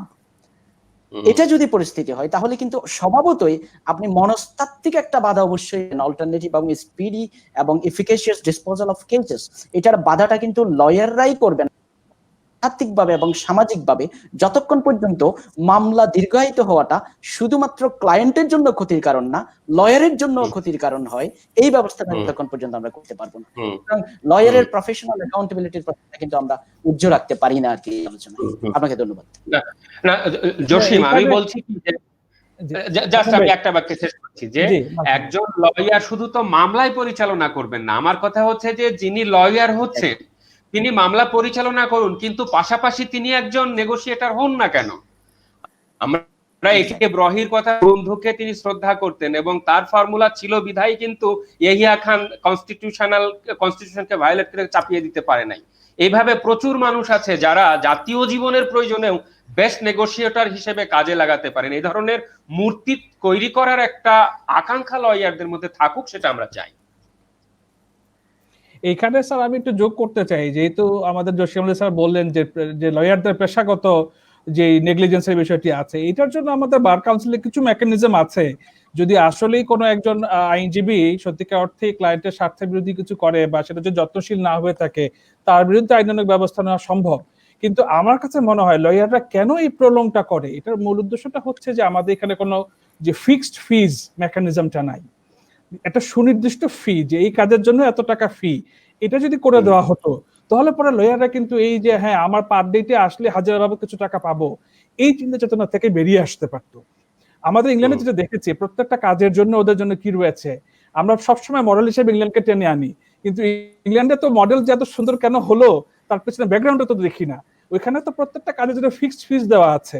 ইভেন ইংল্যান্ডের ফ্যামিলি কোর্টে আমি যখন সাবমিশন দিতে দেখেছি যে আমাকে প্রথমে বলে দিতে হতো যে আমি এই মামলাটা কয়টা হিয়ারিং এ শেষ করব এবং কতটুকু সময় নিব, কয় ঘন্টা লাগবে, কতটুকু সময় নিব, হ্যাঁ এক্স্যাক্টলি কত ঘন্টা আমি সময় নিব, এটা আমাকে বলে দিতে হবে যে আমার প্রিলিমিনারি হিয়ারিং 5 মিনিটস, তারপরে সেকেন্ডারি হিয়ারিং হবে another 10 মিনিটস, আমার এই উইটনেস হ্যান্ডলিং 30 মিনিটস, আমাকে টোটাল কত আওয়ার শেষ করতে হবে এটা কিন্তু একটা প্ল্যান দিতে হতো আমাকে কোর্টে, একদম আমার প্রাথমিক প্ল্যান দিয়ে দিতে হবে এবং আমি ওই সময়সীমার মধ্যেই কি করব, মামলাটা শেষ করব। এখন ইংল্যান্ডে যতগুলো আইন তৈরি হচ্ছে প্রত্যেকটাতে বলে দেওয়া হচ্ছে যে এই মামলাটা এতদিনের মধ্যে শেষ করতে হবে। এটা অবশ্য আমরা আমাদের বাংলাদেশেও দেখতে পাচ্ছি, সাম্প্রতিক আইনগুলোতে বলে দেওয়া হচ্ছে যে এতদিনের মধ্যে মামলাটাকে নিষ্পত্তি করতে হবে। আবার এখানেও কিছু কি ক্লজ রয়েছে যে এরকম হলে আবার কিছু এক্সটেনশন করতে পারবে কোর্ট। তো আমার মনে হয় যে আইনের একটা বিষয় রয়েছে এবং আমাদের আইনজীবীদেরকে একটা সুনির্দিষ্ট ফি স্ট্রাকচারের মধ্যে আনা দরকার, তাহলে পর তাদের স্বার্থ কি হতো, লয়াররা বুঝতে পারতো তাদের স্বার্থ ক্ষুণ্ণ হচ্ছে না এবং তারা তখন মামলাটিকে দ্রুত শেষ করার জন্য কি করতো, চেষ্টা নিত। আর আগেই বলেছে যে আমাদের এখানে কোর্ট স্বল্পতা রয়েছে, মাত্র 1500 বিচারক, এটা লক্ষ লক্ষ মামলা, এটা খুব কঠিন একটা বিষয় যে খুব দ্রুত নিষ্পত্তি করা। এবং এই জন্যই তো চাচ্ছি যে আমরা কোর্টের বাইরে গিয়ে, এবং রাতারাতি তো সম্ভব না এত জজ নিয়োগ দেওয়া, আমাদেরকে সেই জন্যই কি করতে হবে, এডিআর এর মতো একটা ব্যবস্থাকে আমাদের এখানে ওয়েলকাম করতে হবে এবং এটাকে আমাদের বেশি মাত্রায় কার্যকরী করে তুলতে হবে। তাহলে হয়তো আমাদের এই মামলা জটটাকে আমরা কিছুটা কি করতে পারবো, আমরা কমিয়ে আনতে পারবো। ব্যারিস্টার হাসান, আমি একটু এই জায়গায় আমি জানি আমি সঞ্চালককে আমরা মোটামুটি সুযোগই দিচ্ছে না, আমরা এই আলোচনায় চলে যাচ্ছি, সুতরাং আমি খুব সংক্ষেপে শেষ করে দেব। আমরা মনে হয় এখানে একটা ব্যাপার উল্লেখ করতে পারি। 2013 সালে কিন্তু বাংলাদেশের লিগ্যাল এইড অ্যাক্ট যেটা, সেটার কিন্তু একটা সংশোধন হয়েছে। আপনারা হয়তো খেয়াল করবেন লিগ্যাল এইড অ্যাক্টটা 2000 সালে 2010-এর দিকে হলেও লিগ্যাল অ্যাক্টের যে সংশোধনটা, বর্তমানে যে অবস্থাটা, মানে আমরা নিঃস্ব এবং আর্থিকভাবে দুর্দশাগ্রস্ত ক্লেইমেন্ট মামলার পক্ষদেরকে আর্থিক সহযোগিতা দেব যেন তারা তার লিগ্যাল রাইটটা তিনি এনফোর্স করতে পারেন, সেখানে কিন্তু একটা প্যারাডাইম চেঞ্জ হয়েছে। সেটাকে আমি একটা ওয়েলকাম ডেভেলপমেন্ট, আমি জাস্ট এটা নোটটা এখানে দিয়ে রাখছি, আলোচনায় এটা আসা উচিত, যেহেতু আমি ডিমান্ড সৃষ্টি হতে হবে, ডিমান্ডও সৃষ্টি হচ্ছে। কোথায় দেখেন 2013 সালের লিগ্যাল অ্যাক্টের সংশোধনের পরে বর্তমানে কিন্তু লিগ্যাল এইড এর জন্য কেউ অ্যাপ্লাই করলে তাকে লিগ্যাল এইড দেওয়া হবে না, সেই বিবেচনার আগে লিগ্যাল এইড অফিসার তার অফিসে কিন্তু একটা উদ্যোগ নিয়ে থাকেন মামলাটা এডিআর এ নিষ্পত্তি করে দেওয়া যায় কিনা কোর্টে না গিয়ে। সুতরাং লিগ্যাল এইড রেজিমটাও কিন্তু একটু তারা কিন্তু এডিআর সিস্টেমটা, এবং এটাকে যদি আমরা নার্চার করতে পারি এবং ফার্দার এটাকে ইনস্টিটিউশনালাইজ করতে পারি, আমার মনে হয় বিয়ন্ড দ্য কোর্ট, আমরা যে বারবার কথাটা বলছি আউটসাইড দ্য কোর্ট, কোর্টের বাইরেও এডিআরকে উৎসাহিত করা, আমার মনে হয় এই রিসেন্ট ডেভেলপমেন্টটা আমাদের লক্ষ্য করা উচিত। এটা নিয়ে আমি বিশ্বাস করি যে বিশ্ববিদ্যালয় গবেষণা হতে পারে, আমাদের বিচারেন আইনজীবীরা কথা বলতে পারেন যে লিগ্যাল এইড দেওয়ার যে প্রসেস, সেটার ভিতরেই যে এডিআর এর একটা কনসেপ্ট নিয়ে আসলাম, হাউ টু ফ্লারিশ দ্যাট, এই প্রশ্ন। ধন্যবাদ সবাইকে। ধন্যবাদ স্যার। আমাদের মাঝে আরেকটি প্রশ্ন এসেছে, জহির রায়হান খান, সে প্রশ্ন করেছে একজন আইনজীবী হিসেবে এডিআর ক্যারিয়ার হিসেবে গড়ে তোলার প্রধান অন্তরায় কি বাংলাদেশের প্রেক্ষাপটে। আমি মনে করি এই প্রশ্নটি আসলে ইতিমধ্যেই আমাদের আলোচনার মাধ্যমে আপনি আপনার কাঙ্ক্ষিত উত্তরটি পেয়ে গিয়েছেন। আমরা আসলে আমাদের অনুষ্ঠান একদম শেষ পর্যায়ে চলে এসেছি। স্যার, আপনাদের প্রত্যেকের কাছেই একটি প্রশ্ন থাকবে, তা হলো সিআইএডিআর অর্থাৎ আমাদের এই প্রতিষ্ঠানটি সম্পর্কে আপনাদের কিছু মতামত এবং কিছু সাজেশন বা দিক নির্দেশনা আপনাদের প্রত্যেকের কাছেই আমাদের এই প্রশ্নটি থাকবে। তো আমরা প্রথমেই মাসুম স্যার আপনার কাছ থেকে শুরু করতে চাচ্ছি। আমি মনে করি এটা একটা চমৎকার উদ্যোগ। আমরা ইনস্টিটিউশনালাইজেশনের উপরে জোর দিয়েছি, ব্যারিস্টার কবির দিয়েছেন, প্রফেসর চৌধুরী দিয়েছেন। তো সেই ক্ষেত্রে আমি মনে করি যে সিআইএডিআর এটা একটা ব্রেক থ্রু, এবং আমাদের যে দীর্ঘদিনের যে বড় জমে আছে এই কোর্টের বাইরে যে প্লুরালিস্টিক আন্ডারস্ট্যান্ডিং অফ জাস্টিস, এটা চ্যাম্পিয়নিং এ আমি মনে করি সিআইএডিআর ভূমিকা রাখছে এবং রাখতে পারে। ভবিষ্যতে সিআইএডিআর কি করতে পারে, নিজস্ব কোর্স বা কারিকুলাম তো আপনাদের আছেই, পাশাপাশি ল স্কুলগুলোর সঙ্গে কোনো যৌথভাবে কোনো একটা কোর্স পরিচালনা করা, কোনো একটা সামার স্কুল পরিচালনা করা বা কোনো একটা ক্যাম্প পরিচালনা করা, তারপরে ইম্পেরিক্যাল রিসার্চ পরিচালনা করা। কেননা আমি দেখেছি যে অস্ট্রেলিয়াতে এই এডিআর কেমন করে লিগাল এডুকেশনের একটা বাহক হতে পারে তার উপরেই অনেকগুলো পিএইচডি হয়েছে। আমি মনে করি এর জন্য আমাদের কিছু ইম্পেরিক্যাল রিসার্চ করতে হবে।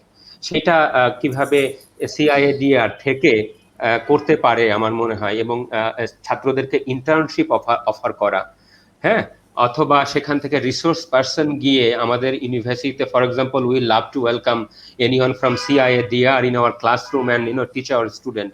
এইভাবে যদি আমরা পরস্পর একটা কোঅপারেটিভ লার্নিং তৈরি করতে পারি, আমার মনে হয় একটা ভূমিকা এখানে আসতে পারে। এটা একটা ভালো দিক। লাস্টলি আমি বোধহয় একটা বলতে ভুলে যাব, সময়ও নেই বোধহয়, বাট সে গল্পটা বা কৌতুকটা বলে আমি শেষ করব, যে আমি সবসময় দেখেছি যে লিগাল এডুকেশন বা লকে আমি মনে করি যে as a means of communication. কোর্টেও যেমন একটা কমিউনিকেশনের অংশ, ঠিক সমাজেও একটা কমিউনিকেশনের অংশ। আমরা দেখেছি যে সমাজে বিরোধের একটা অন্যতম উৎস হচ্ছে একে অপরকে কমিউনিকেট করতে না পারা, মানে একজন আরেকজন কি বলছে সেটা বুঝতে না পারা। সেটা আদালতে তো সম্ভব না, সুতরাং আমাদের সোসাইটিকে সেটাকে অ্যাবজর্ব করতে শিখতে হবে, ঠিক আছে? সুতরাং ওই লয়ারের মেয়ের সবচেয়ে বেস্ট নাম কি হতে পারে? সু। চাইনিজ লয়ারের মেয়ের নাম কি হবে? সু।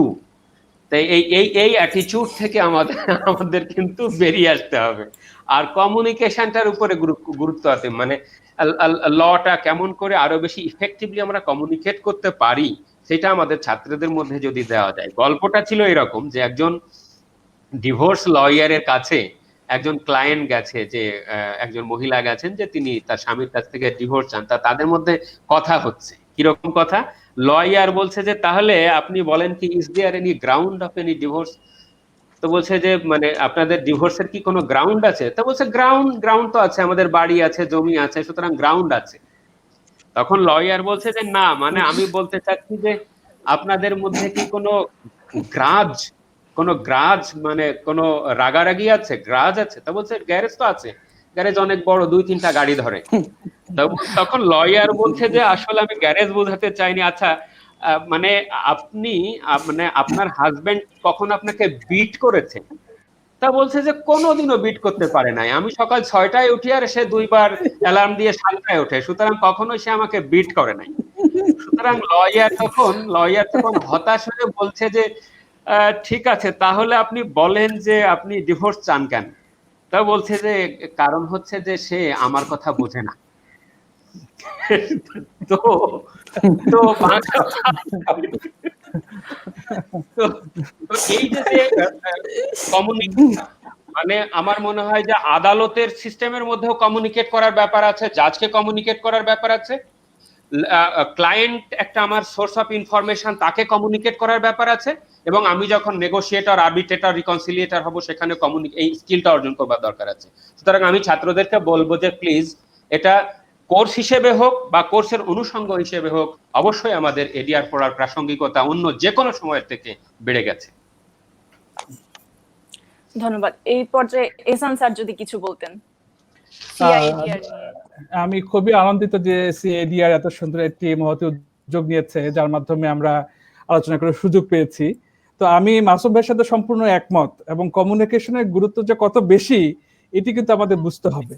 এবং মাসুম ভাই একটা কৌতুকের কথা বলেছে, আমি একটা কৌতুকের কথা বলি। এটা কৌতুক না, এটা আসলে একটা সত্য ঘটনাই। তো আমাদের 80 দশকে একটা সরকারি এজেন্ডা ছিল যে পরিবার পরিকল্পনা, পরিবার কিভাবে ছোট রাখা যায়, এটা নিয়ে একটা এজেন্ডা ছিল।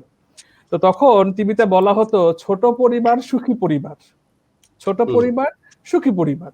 তো সিলেট অঞ্চলে ছোট পরিবার বলতে, ওরা পরিবার বলতে মেয়ে বুঝে, আর ছোট মানে বয়সে কম বুঝে। তো দেখা গেল সিলেট অঞ্চলে বাল্য বিবাহ বেড়ে গেছে, বাল্য বিবাহ বেড়ে গেছে। ছোট পরিবার সুখী পরিবার মানে বইয়ের বয়স কম হলে কি হবে, পরিবার সুখের হবে। তো ওইখানে হয়ে গেছে বাল্য বিবাহ বৃদ্ধি। আসলে ওই কমিউনিকেশনটা খুব ইম্পর্টেন্ট, এবং এই কমিউনিকেশনটাকে আমরা কিভাবে ঠিক করব, এটির জন্য আমাদের দরকার হচ্ছে গিয়ে আমাদের গবেষণা করতে হবে। মাসুম ভাই আমাদেরকে গবেষণার কথাটিও বলেছেন, এবং এই গবেষণা বৃদ্ধির ক্ষেত্রে আমরা জানি যে আমাদের এখানে মাস্টার্স এন্ড রিসার্চ মনোগ্রাফ যখন করাই, তখন ছেলেমেয়েরা অনেকে আগ্রহী হয়, তারা কিন্তু এই এডিআর নিয়ে কাজ করতে চায় এবং এডিআর নিয়ে কাজ করে তারা। এবং আমরা জানি যে অনেকেই পিএইচডি করেছে, আমাদের বেশ কয়েকজন বিচারক তারা এটার উপরে পিএইচডি গবেষণা করেছে, বাংলাদেশে গবেষণা কাজও হচ্ছে, এবং আমরা চাইলে তাদের কাছ থেকে তাদের অভিজ্ঞতাগুলোকেও কি করতে পারি, শেয়ার করতে পারে তারা আমাদের সাথে। এবং একই সাথে আমাদের শিক্ষার্থীদের জন্য যদি, যেটা মাসুম ভাই বলেছে, যে আমরা যদি কোনো একটা মেমোরেন্ডাম করার মাধ্যমে, এমওইউ করার মাধ্যমে এই সিআইডি এর সাথে তাদের কোনো একটা প্রশিক্ষণের ব্যবস্থা করতে পারি, বা সামার স্কুলের ব্যবস্থা, খুব একটা ভালো প্রস্তাব, সামার স্কুল আয়োজন করা যায়, সেক্ষেত্রে হয়তো স্টুডেন্টরা আরো বেশি উপকৃত হবে এবং তারা এডিআর বা এই ওডিআর সম্পর্কে আরো বেশি জ্ঞান লাভ করতে সক্ষম হবে। ধন্যবাদ। ধন্যবাদ স্যার। এরপর যে জসিম আলী স্যার যদি কিছু বলতেন।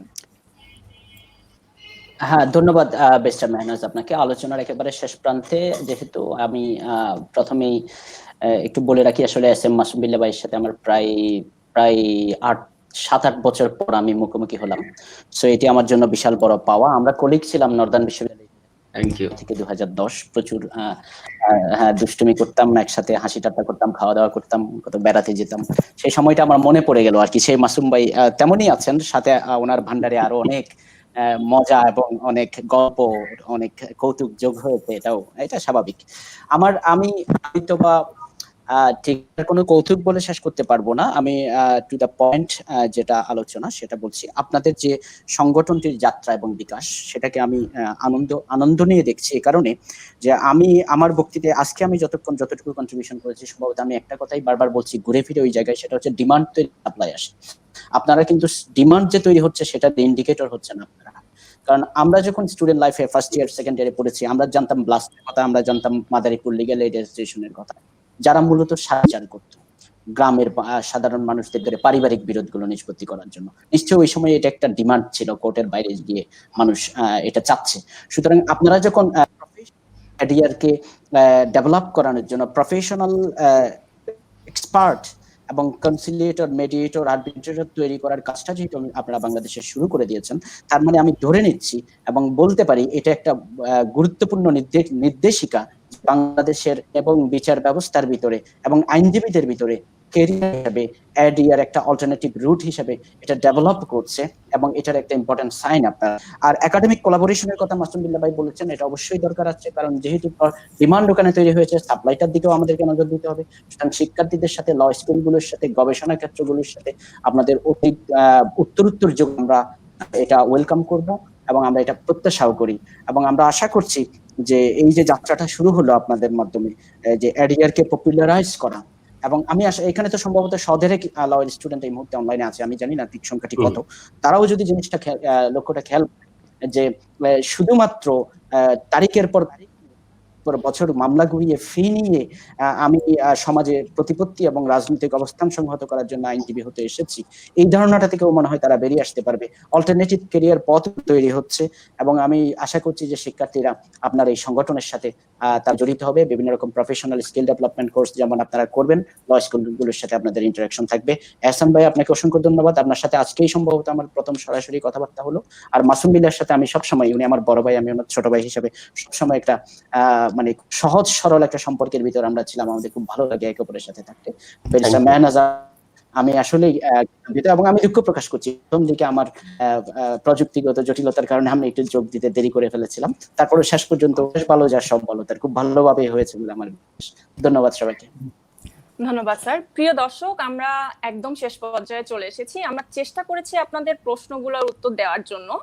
পুরো সময় জুড়ে আমাদের সাথে সংযুক্ত থাকার জন্য আপনাদের ধন্যবাদ। আজকের সামগ্রিক আলোচনার বিশ্লেষণে আসলে বলা যায় যে চলমান আইন শিক্ষা কার্যক্রমের বিকল্প বিরোধ নিষ্পত্তি বিষয়টি অন্তর্ভুক্তিকরণ, একটি সমন্বিত কারিকুলাম বা পাঠ্যক্রম প্রণয়ন, পুঁথিগত শিক্ষার পাশাপাশি ব্যবহারিক শিক্ষা, এক্ষেত্রে সামার স্কুল বা ল ক্লিনিক, এইসব ব্যবস্থাগুলো নিশ্চিতকরণ, বিভিন্ন প্রশিক্ষণ ও ইন্টার্নশিপ ব্যবস্থার মাধ্যমে এই সেক্টরে নতুন পেশা তৈরি এবং তরুণ সমাজকে নতুন পেশায় অনুপ্রাণিত করাটা এখন সময়ের দাবি। সম্মানিত অতিথিবৃন্দ, একটি গঠনমূলক আলোচনা অনুষ্ঠান সকলকে উপহার দেওয়ার জন্য আপনাদের অসংখ্য ধন্যবাদ। এবারে বিদায় নেওয়ার পালা। সকলকে আমাদের পরবর্তী অনুষ্ঠানটি দেখার আমন্ত্রণ রইল। আমাদের পরবর্তী অনুষ্ঠানটি প্রচারিত হবে 20 জুন শনিবার বিকাল 4টায়। সকলে ভালো থাকবেন, সুস্থ থাকবেন এবং স্বাস্থ্যবিধি মেনে চলবেন, এই কামনায় বিদায় নিচ্ছি। ধন্যবাদ।